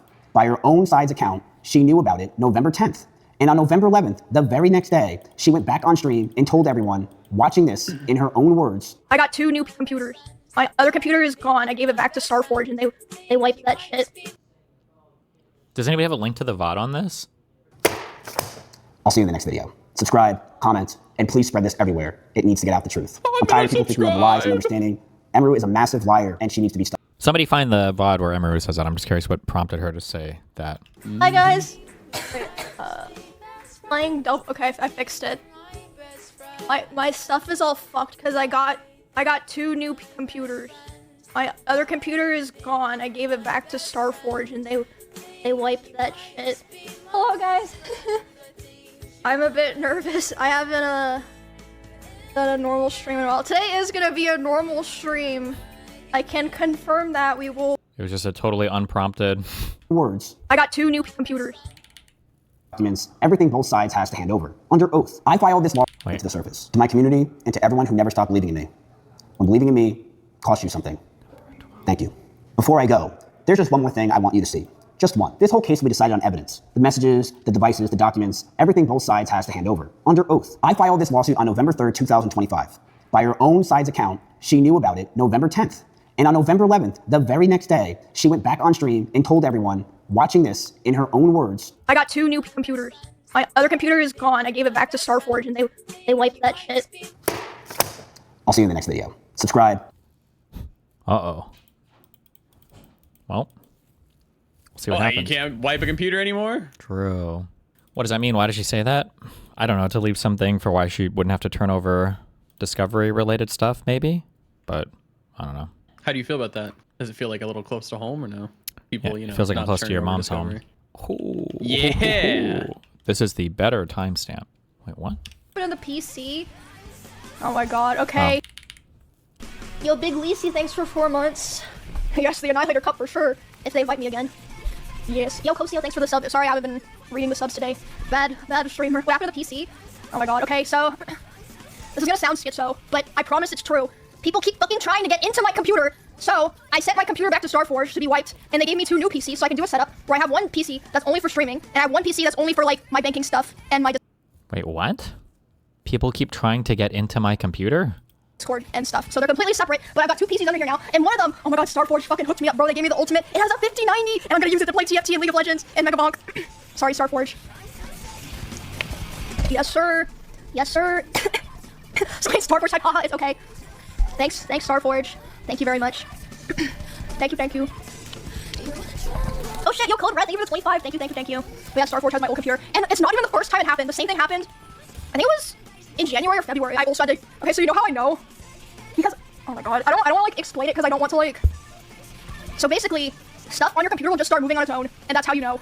But they'll try to do it when you don't see it, but I saw it, so, yo, Chaos Fruit, thank you for the 25 gifts. I don't know anything about like her computer knowledge or whatever. Is she retarded, or is this like a troll, or? Thank you. Maybe she's a schizo. Cinema Rate addicted to Mega Bonk, dude, fuck yeah. I love that. Very sick. Oh my goodness. Yo, Bedhead, thanks for gifting a sub to Maple Story. W Maple Story. Yo, Oath, thank you for the 10 gifted subs. Thank you. What else have I been doing? I was only in Kansas for like 4 days. Besides that, I've just been here. I hung out with Bonnie a lot. We went out and got sushi and shit, and yeah, good times. Besides that, I've just been like chilling. Like, oh god, I'm so thankful. I don't want anyone to think that I'm like complaining, right? I learned something new because of all the I don't understand. Wiping your PC doesn't delete chat logs. No, all that shit is integrated on like all your devices nowadays. I mean, yeah, but I mean, you can argue whatever the fuck you want to the court. I mean, and try to obfuscate as much as possible. I mean, Pixie was claiming in her deposition that, oh, I think Aaron blocked me, so I don't have any of the logs on Discord. Or like she said a million retarded fucking lies about why she doesn't have any of her stuff, so. Incidents in the past month. Did you guys know that when you get too many DMs on Discord starts hiding them? I didn't know that either. But it's What? Hold on. Complaining, right? I learned something new because of all the incidents in the past month. Did you guys know that when you get too many DMs on Discord starts hiding them? I didn't know that either. But it literally took me like 3 weeks to reply to everybody, but I replied to almost everybody now. Yeah, they start like. I mean, what would possibly be on the old PC when any relevant evidence would be in Discord? Well, like, say she'd redacted her Discord logs and she only had a local copy or whatever, and then she wiped her computer. Those are gone forever. Any end-to-end encrypted chats that don't sync across devices could theoretically be gone. So I don't know if WhatsApp or Telegram syncs automatically. I know Signal could or couldn't, depending on your settings, so those could be gone. Any other, I don't know what kind of like, I don't know if you have like local text syncing on computers, depending on what you have, but. Okay, so how does this like, it'll fill up your sidebar and then they're like, oh, okay, it's only like 20. It's not that bad. And then it'll open one at the top and a new one will pop up and a new one will pop up and a new one will pop up. And I was like, oh my god. Oh my god. But I mean, yeah, that's just how it goes, I guess. Is her Discord like public? Like anybody can message her, or I don't understand. Like, it'll fill up your sidebar and then they're like, oh, okay, it's only like 20. It's not that bad. And then it'll open one at the top and a new one will pop up and a new one will pop up and a new one will pop up. And I was like, oh my god. Oh my god. But I mean, yeah, that's just how it goes, I guess. Bro, my PC's got hacked the same way 2 days later. I got 2 fraud charges on my bank account. Yeah, I think that, okay, so apparently a lot of these people target people that they suspect have a lot of crypto. I don't got any crypto, so they didn't get nothing. I just don't watch her streams normally, so I don't know if she normally acts like this, but like, just on a whatever, if I had like an ordinary basis, like, this is a person lying 1 trillion%. But some people have their own quirks with how they speak and things that they say or whatever, but if somebody has like an odd behavior that they've engaged in, and then they try to over-explain the rationale for it with weird details that are hard to understand, like that always comes off as a lie. When people are lying about things, they try to add a lot of detail to it because they think that having detail makes it more likely to be true in the other person's mind. But if you know what to listen for, it very much comes off like the person is lying. Like, oh, what were you doing yesterday? Oh, I think, all right, we went to John's house. I think we watched School of Rock, I think, because that movie's awesome, and smoked a little. It was like a story, but you're like, oh, what'd you do last night? And it's like, oh, we went to John's house last night. I remember we watched School of Rock on his Netflix account because he uses his sister's login.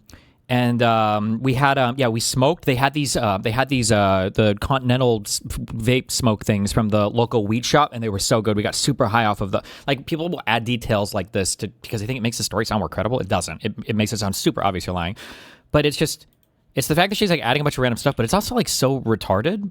Like my mouse is moving on my computer and I can tell I'm hacked because my files are moving when I'm not watching is like, that's like the most retarded thing. Like, your computer's ratted? Or like, I don't understand. Like, if that was the case, she needs to go and change the password on every single account that she has and potentially close some accounts completely. Like, that's just like the dumbest thing I've ever heard in my entire life. I don't understand. What she's saying sounds like she needs like a full audit and cleansing of every single account and every single thing she has that's attached to her on her computer and off her computer. So Okay, so apparently a lot of these people target people that they suspect have a lot of crypto. I don't got any crypto, so they didn't get nothing out of me, but they sure tried. They tried twice. like that this statement is either a lie or it's like the most retarded thing I've ever heard in my entire life. But also, like, doesn't she have friends who are streamers, like Espend or other people? Yeah. Like, I think other streamers would be messaging us like, hey, we should chat after. Like, you need to change every single password you have on a new computer or like on a freshly reinstalled OS because your shit is probably all compromised right now. Like, immediately. Like, you should end stream and do it because if they have like your email and then if they have your email and SMS, even with just your email though, they can basically unlock every single fucking thing you have. Like, your shit could be completely fucked. Yes, sir. I don't have none of that. Yes, sir. Just let me. Like, that's just a crazy thing to casually drop too. They're like, oh yeah, my computer's ratted. I have no idea, you know, I just see shit moving around on my computer all the time, but I don't have any crypto, so it's good. Like, that's just an insanely crazy thing to say. Like, that can't possibly be true. Cheddar coin, bro. But this would also be a really retarded thing for her to lie about. Well, yeah, but I mean, unless she's trying to set up like, oh, I can't hand over any documents, it's all gone because I just got a new computer because it was hacked before, ha ha ha, right? So yeah, it's just so like stupid. doing this like the day after, or a week after the lawsuit was filed is kind of, yeah. I didn't show Sussy you baka. the star. No, can you sleep? Is that the only time she mentions it, or? We're live. Oh, isn't he so good? Cheddar, did you miss me on my stream? He's like, put me down, you vile wench. Shall put it in the cheese tree. There you go. Isn't it a perfect tree? I won't be distracted by Look your at it. cat, lady. And look. Is anybody in her chat saying anything? Like, bruh, you need to go like reset all your passwords, or? Mox is as big as Cheddar now. She's getting large, but I think like her head is still smaller. I think it's just that she's getting fat. Oh, hi, Cheddar. She's getting quite fat. Can you move out of frame, please, bro? Seriously? After everything, you're still gonna be mean to me. Goodbye. Yo, Ajax, thank you for the 5 gifted. Thank you so much. Oh shit, level 17 hyper train. Holy moly. Thank you, guys. Thank you. I know. Good business. Oh, you. I don't want to focus on me. Yeah, honestly, I just want to watch I'm just gonna watch my fucking daily dose, and I'm gonna play some fuck ass shit like League. Remember I said at TwitchCon, I deserve to play some League. Fuck you guys. Maybe, I don't know. I might play some other stuff. There's just like not a lot of games right now that I super want to play. Yo, anyway, thank you for the 10 gifted. Thank you so much. That Quicksilver guy is memeing, right? I think he's definitely memeing. What kind of game is Dispatch? I keep seeing people talk He just said, I'm not even. about it, but I haven't watched any of it. I thought it was a story game. Arc Raiders, bro, you know I would be dog shit at that. Yo, remember thank you for the 10? Telltale? Oh. I remember when I used So to do you guys play like the Arc cheese tree or Raiders. not? Does it look ugly in my room? I think it looks perfect. It's good. Well, it kind of, you can't really tell, but this yellow is like, it's like greenish in real life. It looks kind of nasty. And why is there like cheese dripping off the cheese wheel? I don't know. Why is the big ball so dirty? I don't know. She's getting disgusting and filthy. And she's literally done nothing but sit there. She's collecting dirt. Oh shit, yo. Shall and A for the, what the fuck is going on? Yo, Shall and A for the 50 and Ovi. Alright, is this everything? Yo, thank you for the 50. Thank you. And Jonathan, thank you for the 10. Yo, Shaolin Oh my monk. goodness. But yeah, it should be a fun week. I have to go to a meeting tomorrow, for... Clara finally back clappy. Also, have you beaten Sinner's Mega Bonk score yet? Meeting Oh for shit, what? TTS is back on. Like, nothing she's saying here even logically follows. So people keep trying to get into my computer. I don't understand what that means. I sent my computer back to Starforge to be wiped, and they gave me 2 PCs, so I could do a setup where I have 1 PC that's only for streaming and 1 PC that's only for banking and my Discord and stuff. That is not that, like a computer on stream helps people get into your computer. Is she like typing her passwords in on stream? Like, how does that help somebody rat you? I don't. She's lying, man. Yeah, I guess 20. Shrimple as. Like what? Bro, my PC's got hacked the same way 2 days later. I got 2 fraud charges on my bank account. Yeah, I think that... Oh, there she was getting a chat message there. What is this? Guys, I'll be right back. Guys, I'll be right back. Where'd she go? Wait, hold on. Back. Alarma. You know what? I just realized I didn't change anything when I made the Guys, I'll be right back. Wait, why do we see her OBS here if she has 2 PCs now? Wait, I'm so confused. Hold on. All right. Well, wait, what's the OBS? Show me the OBS. No. Bro, how does he have all these? What the fuck are his stream over like? Remind yourself that overconfidence is a slow and insidious killer. Okay, yeah, maybe I was wrong to say he needed to Ryan, very sad today. There's a great clown in town. Poor Quinn, man. The main PC is for stream, the other PC is for personal stuff. Oh, like she does the streaming on her streaming PC too. Oh, okay. So she doesn't. It's not like a capture card or anything. Okay, I guess. Dude, I don't understand why, but Quinn has some of the like most obsessed hate watchers. I feel like he doesn't do anything. Like he's just a guy. That's working. Does Quinn have obsessed hate watchers? Is that true? Maybe some have no PoE idea. haters, but I feel like for the most part, Quinn is almost universally loved. No, actually, I'm so sorry. That's retarded. I mixed him up with Zazarian is universally loved. Quinn can be pretty. I'll Does he say have hate watcher, provocative. like snarkers? He probably has some hate watchers. Quinn can be very provocative sometimes, but I think even he would acknowledge that, right? Oh, I think he got some. Did Quinn go and kill like an opossum or something? People were mad about that. He might have, but he's also had like I don't know if I'd say Yeah. yikesy, but like controversial political takes and says culture stuff sometimes. Like I don't know as much recently, but But is your video output OBS 1080p? You know what? I just realized I didn't change. is your Is your video output OBS 1080p? oh. You know what? I just realized I didn't change anything when I made the. Guys, I'll be right back. Okay, hold on. Hello? Can you make sure it's 60 FPS? Guys, I'll be right back. Based. Okay. Well, hold on. Now she's starting to win me over. Hello? Sorry, I got a new PC, I forgot! I got a new PC! I had to redo everything, I forgot. That's not working. Oh, okay. That's it. Boring. No! Fuck that shit. The hair. And plus I have braids under, so it's like awkward. Hold up. I'm logging into my other PC. I want to see. Oh, cute! What do you think? Pre-flop it is a flop. This is from Pre-flop. Dispatch? Yeah, Oh, I that should was probably. her talking about.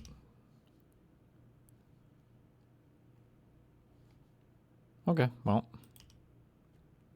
Wait. What do you think about Mizkif's video? I mean, we have to wait and see her response, I guess. I mean, it seems like he's pretty That's what I justified said. in everything he's saying, though. Like, so she's going to need, like, the ball's in her court right now. She's going to have to 180 some of these claims with some pretty crazy, like, reverse receipts, right? Hit 10K. I accidentally did a thing that's blocking it and I typed. 3 balls in her court even. Okay, so having 2 PCs is actually kind of a pain, but I'll get used to it. It's for security reasons. People don't try to steal my crypto that I don't have. I'm sorry. This has to be a lie. This has to be a lie. She has to be lying about this, right? That's what I think. Sam Wow, thanks for the gift sub.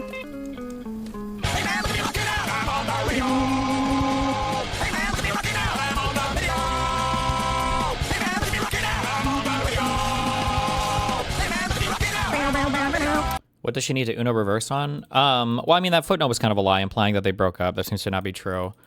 Or at least there was a yo-yo back and forth. And then, I haven't read all the filings, so I don't know for sure. But, like, if a large part of their argument relies on that emotional truth thing, I don't know. I just don't know the case on it. I'd have to read another court case. To be like, oh, like, yeah, he raped me.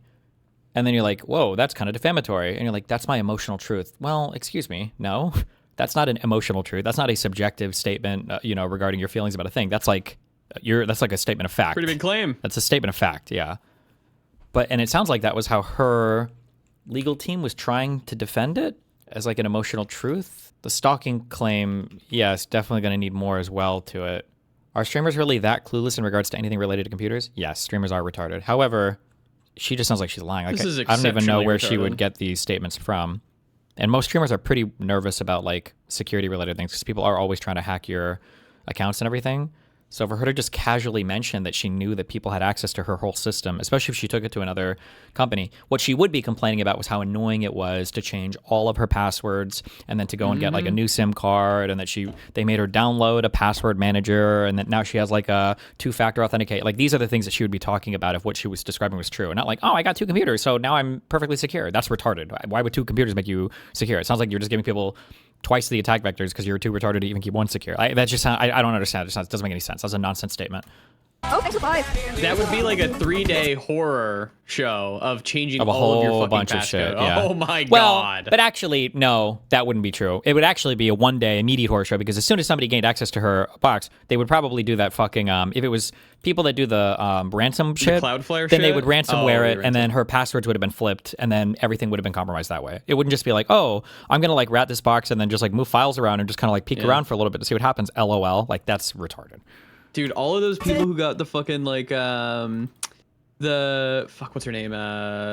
Caterino hack, like Pichao, Koibu. I would have killed myself, dude, if I lost my PC. September 1st. Didn't transfer any of my files. September, October, November. September is 2 months earlier, right? Yes, then November. I hate the fucking. What is this? Lost my entire save because I had to converting to tier 1.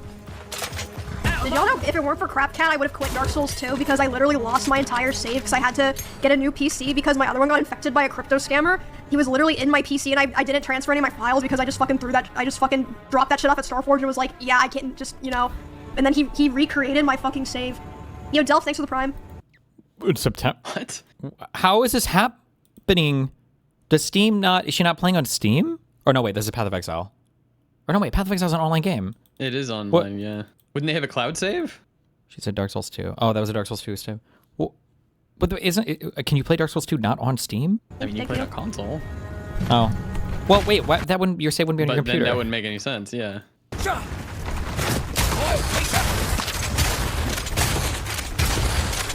And he's not VIP. Oh wait, I guess you're right. There. I think we have some VIP slots now. Yeah, you're right. I should have done that a while ago. But in my defense, I think he was like newer to the community at the time, and I didn't think that he was gonna be a regular. Diablo 5, yes. Dude, hell yeah. You can turn off cloud saves on Steam. She doesn't know how to use her computer. Yeah. When did Mizkif say he was going to sue her? Has she always been this retarded, or did this Mizkif like said it was the day before that she said on stream well, no, she yes. gave her PCs. I understand that, but this is a totally separate event 2 months earlier. This is September 1st, 2025. So if these things happened within pretty quick succession, I wonder if this has happened before, like in the years prior, before any like lawsuit stuff started to be floated, or if this all just started around. When did she make her big public accusation about Mizkif? What date was that stream? Okay, hold on. I'll just read the complaint. No one knows anything. Katerina said that DM'd Mr. Moon in Destiny about making an indie game because she ran a malicious.exe from her friends that were the same. They just take all your accounts and shit. Yeah, she was the first retard, and then a bunch of others joined in. Okay, so this happened in September, prior to October of her doing that stream. So it's hard to believe that this would be a setup then, because she would be planning pretty far in advance for that. So she might literally just be ultra super computer retarded. Or this legitimately happened then, and then she's trying to like reuse that event or something. I don't know. Whatever.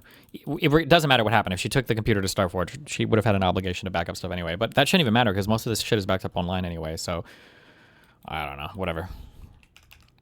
Jesus. What do you want him to say? I want someone to beat this shit. Yeah, boy. Okay, hold on. What is Asmonger's take? Did you watch the Mizkif video? No, I'm not going to make any comments on that because I'm still in a lawsuit with Mizkif. I saw that he released a new video, but like I'm not going to make any comments because he's literally suing me for defamation. So when that's over, one way or another. Is Mizkif suing him for defamation? I'm trying to think for when they're all listed on the complaint. Does that mean all of them? Or is it mainly about the contract thing? I don't know. I don't know how it works. What? I don't know. I think Mizkif has like 2 lawsuits out, but I'm not sure. Well, in this lawsuit, he does list OTK and Asmongold as part of as the defendants in the case. But I don't know if the defamation claim carries over to Asmongold and OTK, or if it's just this breach of contract claim. Oh no, Hoyt is under the defamation thing. Have repeatedly published untrue defamatory statements concerning Ronaldo to an audience of millions, painting as a rapist, domestic abuser, and emotional abuser. Him getting kicked out of the company is going to complicate this a lot too, because that makes it look really sus. But when that's over, then I'll make comments on it. But right now, I'm not going to say anything. Why would I do that? It'd be stupid to do that, right? And so, yeah, sorry to say, guys, anybody expecting any drama or anything like that, it's not going to happen. So, yeah, anyway, does Nick's mom hate you? I don't know. Why does Nick's mom hate me? I have no idea. I know people have asked, obviously, like I said this earlier, I've had like 5 comments in chat about this. I did see people want me to watch the new Mizkif video. That's not going to happen because Mizkif is suing me. When this is over, then I will discuss it. But I'm not going to make any comments or any sort of input on things based off of, somebody that's literally I'm in a lawsuit with, right? So I just want people to understand that. I did see it. I saw everything that happened. But I'm not going to be making any comments at all until the lawsuit is over. How long until you think it's over? There are multiple finish lines, and I don't want to make any assumptions or any analysis on it because my goal is in getting out of it and then explaining pretty much what's going on. So, hey, Asmongold, you're going to react to your Queen Emiru's 48 minutes of lies, or do you want to keep hitting on her saying how cool you are for using the N-word as passwords at 33 years old? Emiru sent this to me in a screenshot years ago. Oh my god, not the N-word. Screenshotted JK, but not actually JK. Diabolical. Diabolical. Diabolical. What do you want me to say, man? DMC in clips about its recent controversy. Okay, hold on. What tweet about Rumble? You'll do encounter something. Wait, hello? Oh. Wait, why did she post like every message except for the one where he said fuck? And then where's the message that Mizkif released? Oh, no, wait, it is here. Sorry, I'm retarded. Forgot I just said that. Wait, where is the message that Mizkif released, though? Okay, hold on, let me see. The difference. Yeah. Ooh. Okay. I can't believe he did this. This is why I hedged when I get my video, and I even specifically referenced the Fedmeister stuff. So, I don't know how many people were here for it, but I covered drama with, I covered drama between Pokemon and another streamer called Fedmeister a long time ago. And the guy called Fedmeister released he released like a little manifesto thing on Pokemon about how Pokemon was kind of like leading him on and being like very possessive and weird, but like wouldn't date him. And it looks really, really, really bad for Pokey. And I think when I covered that initially, I basically took Fedmeister's side because it was really bad. Like what her whole behavior there was super fucked up. But then for like every single thing that Fedmeister released, Pokey had like a page or two of screenshots prior to like the screenshot that Fedmeister would post, and it would completely 180 the context on everything. And I guess on my, like in my brain, I was just like, there's no way. I couldn't even imagine somebody doing that. Like, why would you ever release a screenshot knowing the other person could completely change the context of it immediately? Like, why would you ever? I just can't imagine that. So then for this, I hedged on the Mizkif stuff because I was like, well, there's no way, right? Like, but I mean, maybe there's other context. This really does look like Asmongold is talking about a password that he has. Well, and then also primed with the fact that Mizkif said it was a password thing. But then I just figured this was a typo when Asmongold says, at a certain point, he wasn't even the word anymore. Everyone knows I said it, don't worry. I thought he meant like at a certain point, it wasn't even the word anymore. Like he just typoed like he instead of it. But now it makes more sense when he said he was talking about a person who was constantly changing his name. Why? There's only one now. There's one more 180. There's one more 180. Correct. Yeah. The one more 180 would be if Mizkif could post a screenshot with Emiru saying Asmongold is super edgy, like he even uses the N-word for his password, look at this, and then sends him the thing, which would be crazy.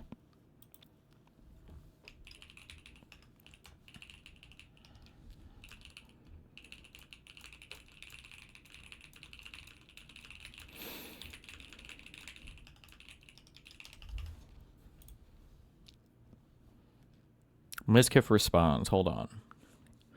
I can't watch the stream, but correct me if I'm wrong. She said nothing, and all she said was it was a viewer, not a password, so she's defending him more. Thank you.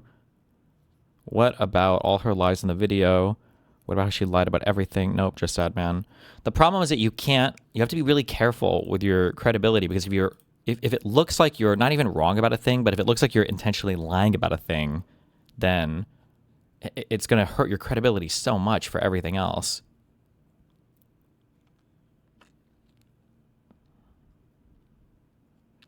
How is this being your password any better? Well, it made it look like, honest to God, I don't know if it's just because we're at this point in our politics, everything else, I don't even give a fuck. Asmongold uses the N-word. It's like not even the most racist shit that he says or does. But I mean, to some people, that still matters a lot. And the screenshot basically made it look like Asmongold, like, LOL, the N-word is my password for everything, which is edgy and stupid. But if it's like another guy in a chat who's constantly remaking screen names being edgy and stupid, then it is significantly different. So, yeah, I don't know. Miz would have to post the context in which Emiru shared the screenshot with him. But it doesn't seem like he's going to do that or hasn't done that, so I don't know. The clan's take on the drama. Who is the clan? What does that mean? Oh, I love the clan. Powder? Our time has come to an end.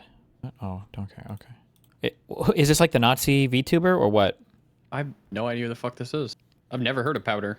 And it comes across as very feminine to me. This person is retarded. Okay, I'm good. All right. I wish someone would call me feminine. Really? I'm law retarded, but page 17 contains the case law Emiru's side used for arguing dismissal. The thing is, I would have to read the underlying case law. So Texas law is long held. I remember reading some of this at the time, but I don't know how much we dove into anything. As long held that even a verifiably false statement is not defamation if the context of the statement reveals that the statement was merely a reflection of an opinion, not a statement of fact.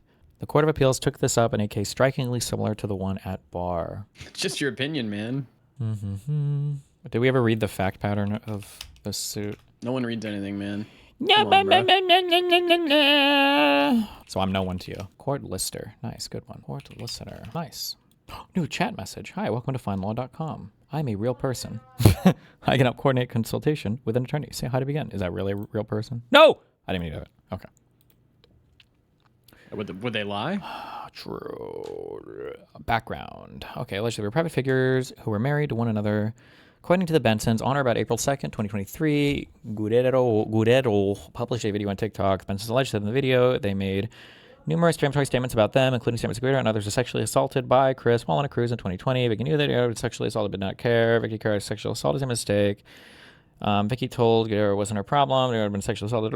Benson's also alleged that Guerrero, through the TikTok video, had knowingly or negligently published to third parties false and unambiguous statements that Chris had sexually assaulted her. According to the Bensons, there's false statements about Chris that he had allegedly committed a criminal offense constituted defamation per se, which are not further as a result of Guerrero's false statement. Chris alleged she suffered mental anguish, blah, blah, blah, blah, blah. Benson alleged a statement about Guerrero also directly and approximately caused injury to Chris, which resulted in special damages, including his earning capacity, loss of income, and loss of employment. And they alleged that Chris was entitled to exemplary damages because Guerrero had acted with actual malice in making her blah, blah, blah. As to Vicky, the Bensons alleged Guerrero made false statements about Vicky. Answer: generally denying the allegations in the Bensons' petition and asserting various affirmative defenses. Guerrero also moved to dismiss the Bensons' defamation claims against her under the TCPA, arguing that the trial court should dismiss Bensons' claims because they were based on or in response to her exercise of free speech. Specifically, Guerrero asserted that Bensons' claims that she defamed Chris by stating that she and others sexually assaulted him while on a cruise were accusations of criminal conduct unless a statement regarding matter of public concern for the purposes of the TCPA, as were her claims, or as were, sorry, the figures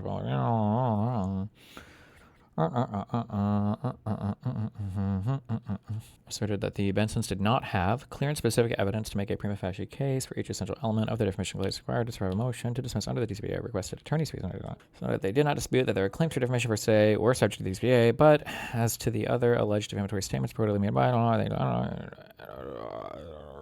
holy shit. At the hearing on Guerrero's TCPA motion, the trial court viewed her TikTok video in which she stated the following.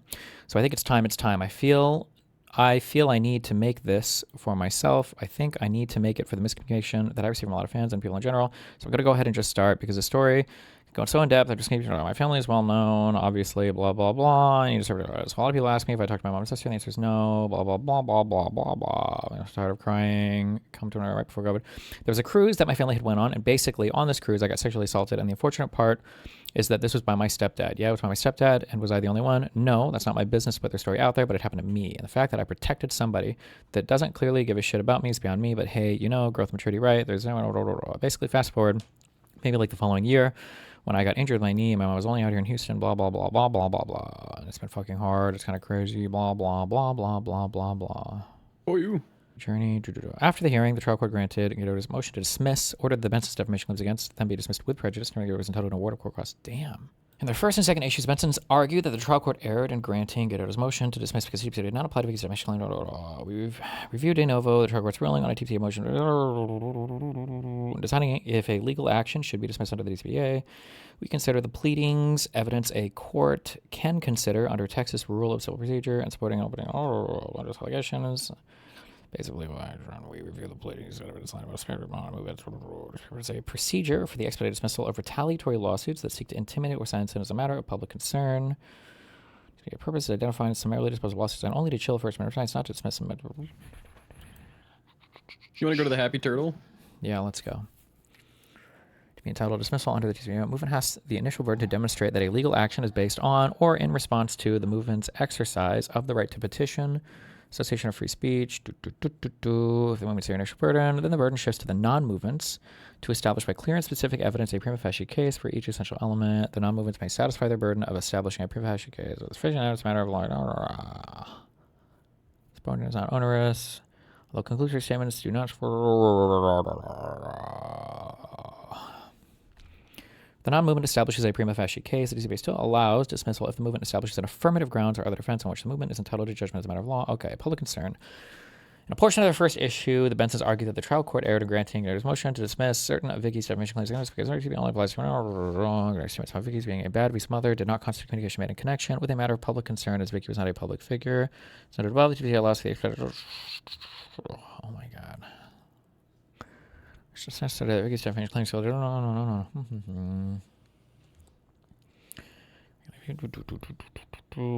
The Bensons in their brief assert that Vicky's audience was not substantial enough to give Vicky public figure or celebrity status, but they do not set any authority that says a substantial audience threshold.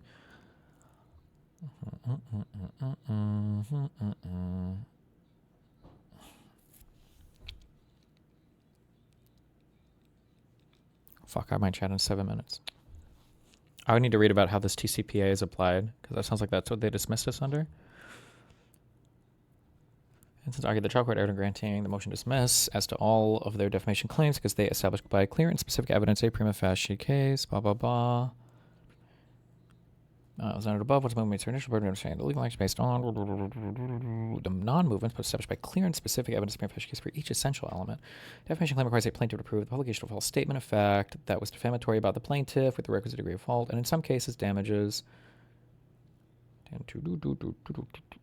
Presume certain category in the briefing. They assert that they established prima facie for each of the claims of defamation by specific evidence as Chris's defamation per se based on this. She got sexual assault. Benson's argued this statement is defamatory per se because according to the text penal code, a person commits offense, sexual assault, blah, blah, blah, blah, blah.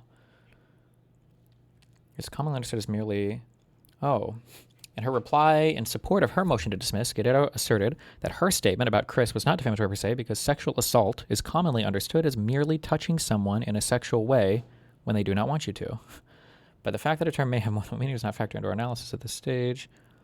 Plenty of a statement is capable of at least one defamatory and at least one non-defamatory meaning. It is for the jury to determine whether the defamatory sense was one conveyed. Okay. In reviewing whether Chris's defamation claim survived a TCPA challenge, trial court was required only to consider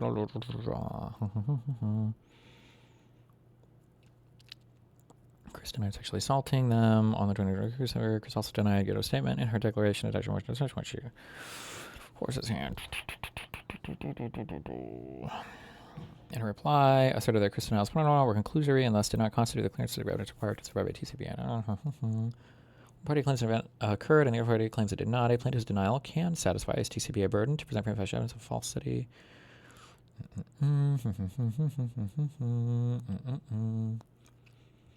Here, Chris denied having committed the specific acts alleged and published by Gedota. His statements, if uncontested, would be sufficient as a matter of law to establish that he did not commit those acts. It's also argued in her reply in support of her motion to dismiss the trial court should dismiss Chris's defamation case because she establishes truth as an affirmative defense of the claim, but in defamation cases involving matters of public concern, the burden is upon the plaintiff to prove falsity, not upon the defendant to prove truth. Because Chris met his burden of establishing prima facie case of defamation per se, and Gedota did not establish a valid affirmative defense, we hold that the trial court erred in granting this. Okay. These defamation claims continue. Allege that started getting messages accusing her of not reaching out to her mother. 4 minutes. Hold on. I'm almost here. When viewed in that context, part of Guido's description of how she became estranged from Vicky and how she felt about it, even if Vicky were correct that certain statements which had purportedly recounted what Vicky had said to her involved objectively verifiable facts, viewing the TikTok video as a whole shows that Guido shared her personal viewpoint, i.e. her own emotional truth, and not purported fact. In the informal and intimate setting of the video, Guido described her emotional journey and expressed her sadness about being estranged from her family. Her recollections about the conversation with Vicky and how they led to Guido's feelings of abandonment were no more than opinion masquerading as fact. Oh, okay. She'd been living with the Bensons. After the cruise, she decided to live with them because the COVID-19 pandemic worked hard to move out of their home and into an apartment after which she tried to talk with Vicky about how uncomfortable she was with Chris. But Vicky was less than sympathetic and responsible that she perceived Guido's lack of respect for Chris as a way of disrespect to her and her relationship. I think Guido said that Vicky had blocked her telephone calls and Guido described her sadness about not having spoken with her mother for more than 2 years. She became obviously emotional to her point about recording the TikTok video expressing her unhappiness about the estrangement with her mother and her hurt or feeling like her mother did not protect her. And the same as that Vicky alleged to be defamatory when viewed in context, part of Guido's description of how she became estranged and how she felt about it. Even if Vicky were correct that certain statements in which Guido reportedly recounted what Vicky had said to her involved objectively verifiable facts, being the TikTok video as a whole shows her personal viewpoint of her emotional truth and not purported fact. Oh, so the Guido person is, when she talks about sexual assault, she's explaining what she says Vicky said to her. Benson's allegedly, including statements. He knew that Guido had been sexually assaulted and didn't care. I don't know. Okay, whatever. This is a little bit messier than the whatever thing. Okay, sorry. Good, get fucked. I'm glad we wasted all day with this. Hell yeah. Yeah, waste our time. Is it defamation if I believe someone did something? I don't even know how you would ask this question. Bad, but legally they didn't do. I don't even know what. Your honest belief protects you from criminal charges, but it generally does not protect you from civil liability if you ruin some. You're using the worst. Is crime a is defamation a crime? Hold on. Oh, okay. So the 4 elements for defamation are: it is a false statement purporting to be fact. That statement has to have a true or false value. It can't be like a subjective, like, oh, I feel like this guy is just an asshole or a jerk. It can't be like a subjective thing like that. So it's a false statement purporting to be fact. 2 is publication or communication of that statement to a third person. So, like, if I'm talking to you one-on-one and I'm like, I think you fucking rape me, I can't sue you for defamation if it's a one-on-one talk. I have to communicate it to at least a third party. And then fault amounting to at least negligence. So this might be the element here that we would be interrogating about whether or not I feel like somebody raped me or not. And then 4 is damages or some harm caused to the reputation of the person or entity who is the subject of the statement. So for defamation per quad, this is like, I think, ordinary defamation. You have to prove damages. For defamation per se, that means that the damages are assumed and there's going to be some statutory or liquidated amount or whatever, where because the thing you've accused them of is so deplorable or something, like if it's a felony or if it's a sex crime or something, the damages are assumed. You don't have to actually prove damages there for a defamation per se. So 3 is fault amounting to at least negligence. So I guess this would be the standard that you would fight on. Are these elements the same for the jurisdiction in which the case was filed? I thought they said under Texas law. Everybody files everything in federal court now because that's the only place that people know how to file anything. So that was my assumption. I don't know. It says District Court, West District of Texas. Does that sound like a federal court? United States District Court. Yes, so it's in federal court, right? We can just look at her complaint, and then we can see the laws I think she cites at the bottom, the cause of action or whatever, right? No? Hold on. So count 1 is breach of contract. They don't actually put a citation here. Count 2 is defamation. This is Mizkif's thing. Count 3 is declaratory judgment. And then here he's citing 28 USC. So these are federal laws, which I assume means that this must be in federal court, right? Would be my assumption. It's in federal court, but it doesn't tell us the type of law that it was filed under. I don't know. I saw federal law cited, so that's going to be my assumption. But most states assume that a speaker who defames another necessarily has the requisite guilty state of mind. In this court case, the court held that in Maine, all defamation claims need showing of fault, which requires plaintiff to prove that the defendant was at least negligent. Okay, maybe it all comes down to debating this, I guess. Destiny, it's Texas law. They're here under diversity jurisdiction. Don't they both live in Texas? How can you tell? Where does it show you what law they're suing under? Oh, wait, this is the dismiss. Hold on. I love Texas. Oh, Mizkif lives in Parties, jurisdiction, and venue. Oh, I guess it would tell us here, right? Okay, He's so Matt in lives in LA. L.A. OTA is a Delaware corporation. Can you just pick and choose whichever state you want, or do you have to have some sort of residence there at some point? I think it's called a nexus, but you have to show that there's some connection there. When it comes to like internet stuff, you can argue pretty broadly for different places. So you might want to shop around for a good venue or jurisdiction, but yeah. But generally it'll be like your state, the other person's state, or maybe like the location of a business. So like you might be able to sue somebody. So if you're from New York and I'm in Florida, I might be able to sue you if you say something mean about me over Twitter, like in California, if like that's where their servers are located, maybe. Like that I can argue that California law might govern some of the behavior, possibly because maybe, I don't know. I've seen a lot of random complaints about that. I don't know how strict it is. Okay, OTK is a corporation with principal business in Austin. Okay, this is arguing for diversity jurisdiction. Mythic is blah, blah, blah. King's a Delaware corporation with its principal place of business and tax. It's good business. Okay, this court has jurisdiction over this lawsuit because there is complete diversity of the parties, and the amount of controversy exceeds $75,000. Venue is proper in this district because, one, at least one defendant resides in this district, and defendants are residents of Texas. 28 U.S.C. Section 1391b1, and 2, a substantial part of the events or omissions giving rise to the claim occurred in this district. Okay, so I see that they have a federal court is chosen because of diversity jurisdiction. So how do I know which, I guess, like law is in play here? Or how would you know which laws are in play, Kafka, or other lawyers in chat? Okay, you ready for the most boring part of the law?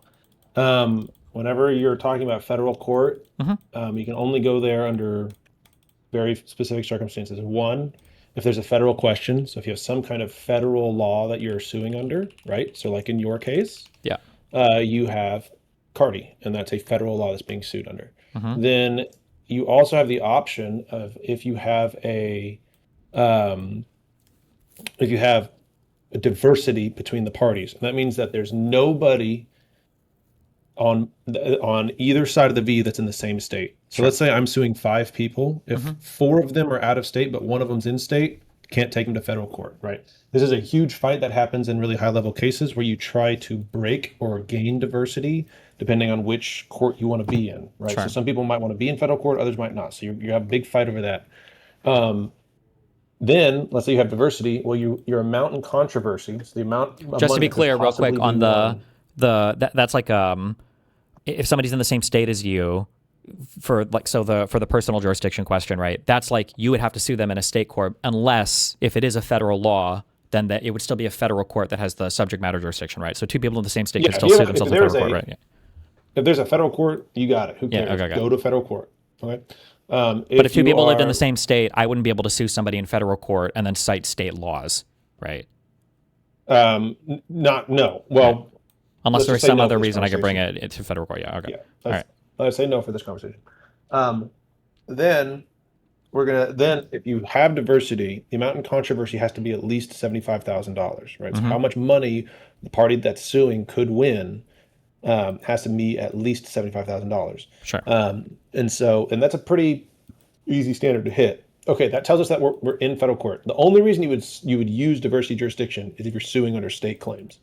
You don't need it if you've got federal claims. So you wouldn't use federal law if you've got diversity. Also, whenever you look at their claims, we're looking at one, he's brought breach of contract. Couldn't you theoretically use diversity jurisdiction if you were citing multiple torts? So like Pixie right now is suing me, and it's a federal question. However, if we're able to dismiss the first claim, we could theoretically get the whole thing dismissed because the subject matter jurisdiction of the court is the reason why it's in federal court. Whereas if she was arguing for, like, let's say we both lived in the same state, but we dismissed the federal question, it could still theoretically be in federal court if there was like a diversity jurisdiction. Sorry, if she was in another state, right? Does that make sense? Yeah. You can. I know you can. I don't know if it would have to stay if she would make that argument in the same case, or if it would get dismissed without prejudice and then she could refile. I don't know on that one specifically, just because I haven't encountered it, but I'm sure that there's a way to do that. Sure. Then, actually, no. This is what would happen is it would get knocked down to state court. Right. Well, I'm assuming I misspoke. Let's assume they're in a different state, so they're still arguing that it should be there for diversity jurisdiction, for diversity. sake, right? So they're in a different. Yeah, she's in Illinois. Yeah. So let's say that's what we're going to use, Mhm. and we say, okay, you know what? The federal question got kicked out. At that point, once that federal question got kicked out, the case can either be dismissed and without prejudice, and then she can refile it, or it can get removed to state court to be resolved there.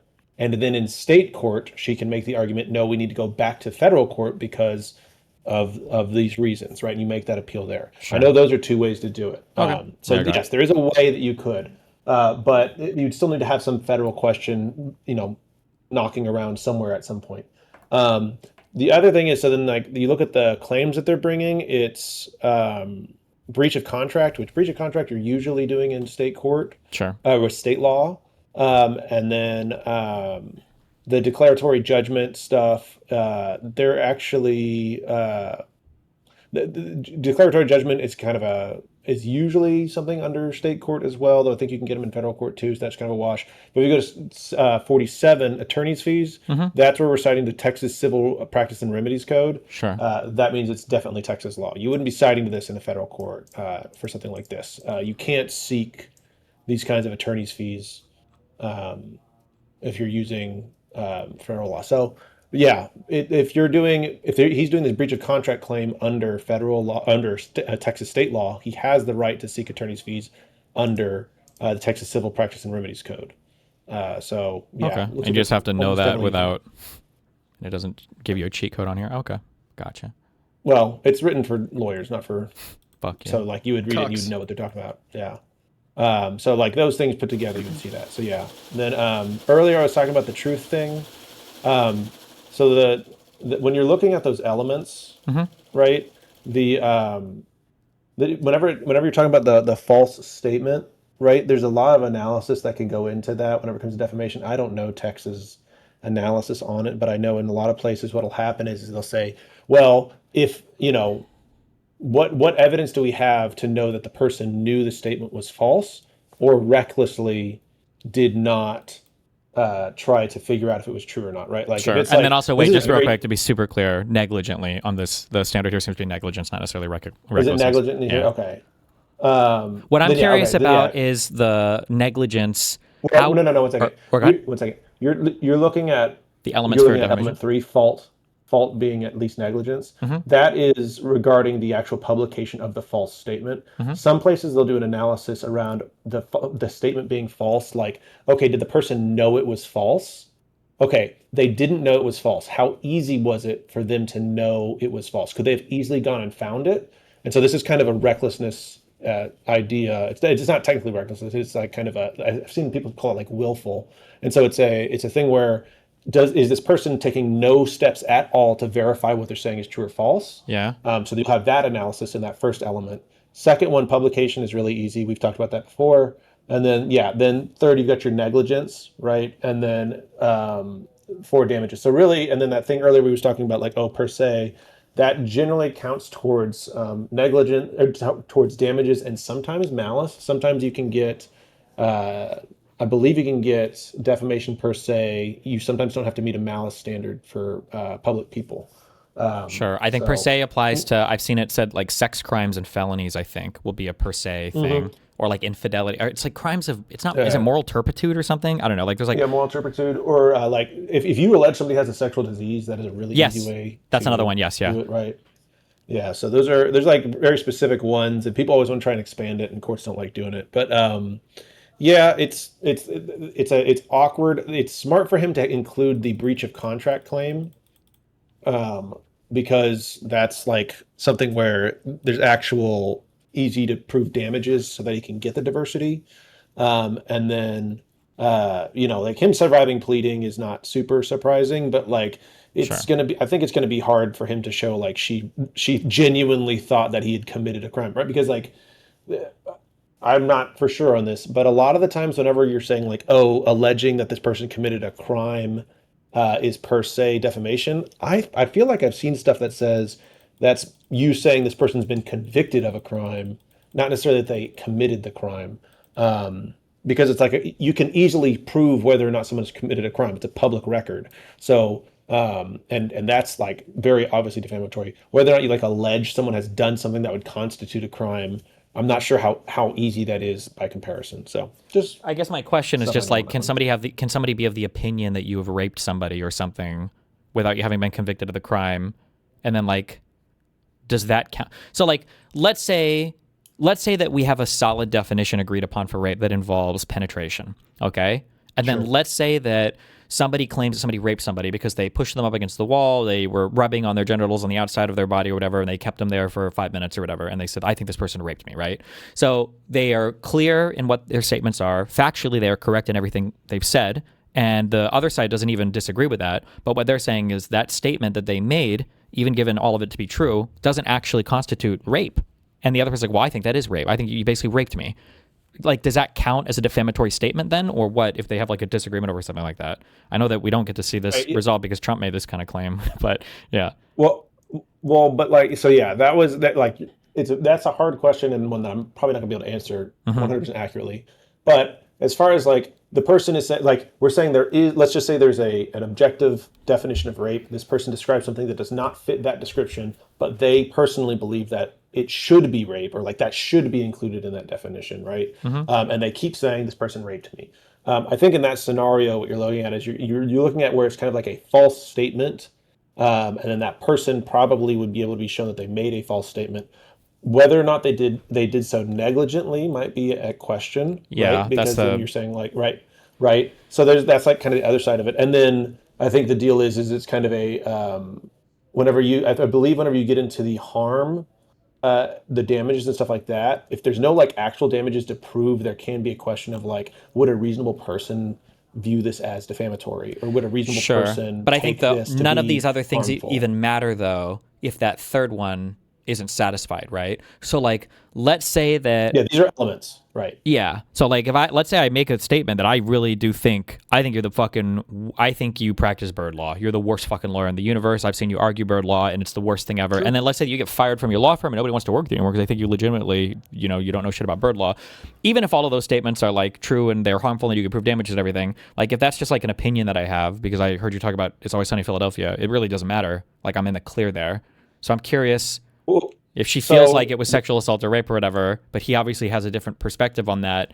And then even if they agree on the underlying facts, but it doesn't rise to the level like rape or sexual assault, I guess that I don't know how that's treated. The way that you would resolve this kind of question, and like the way that I would, if a client came to me and described what you described, said this person I did all these horrible things, but I didn't fulfill the definition of rape, and they keep saying it. The advice at that point is not let's sue them for defamation because that's defamation. I would say that might be defamation, but we're leaving a lot of gray area that we don't want to go into a courtroom with. What we're going to do is we're going to send them a cease and desist that says, here is what you said. Here's what the objective definition of rape is. This does not fulfill that. We are informing you right now, you need to stop saying that. You don't even need to ask for retraction. Just going forward, do not say this anymore.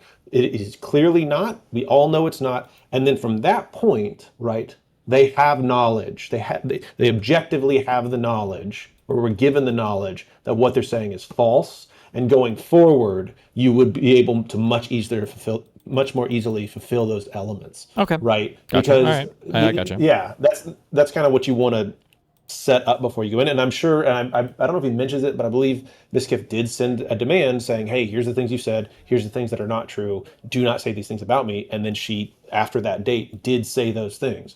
And so that's where a lot of the defamation kind of, it like whenever people are kind of saying like, there's a lot of he said, she said, it's like, well, like, yes, and the legal community knows about that. And so we've taken steps to try to eliminate that kind of thing coming up at trial. So it's just kind of how much did he do before he sued her, and can he fulfill these elements? But yeah. Okay. Sounds good. All right. Remember to hit that like and subscribe, and don't forget the notification bell so that my videos show up right in your feed.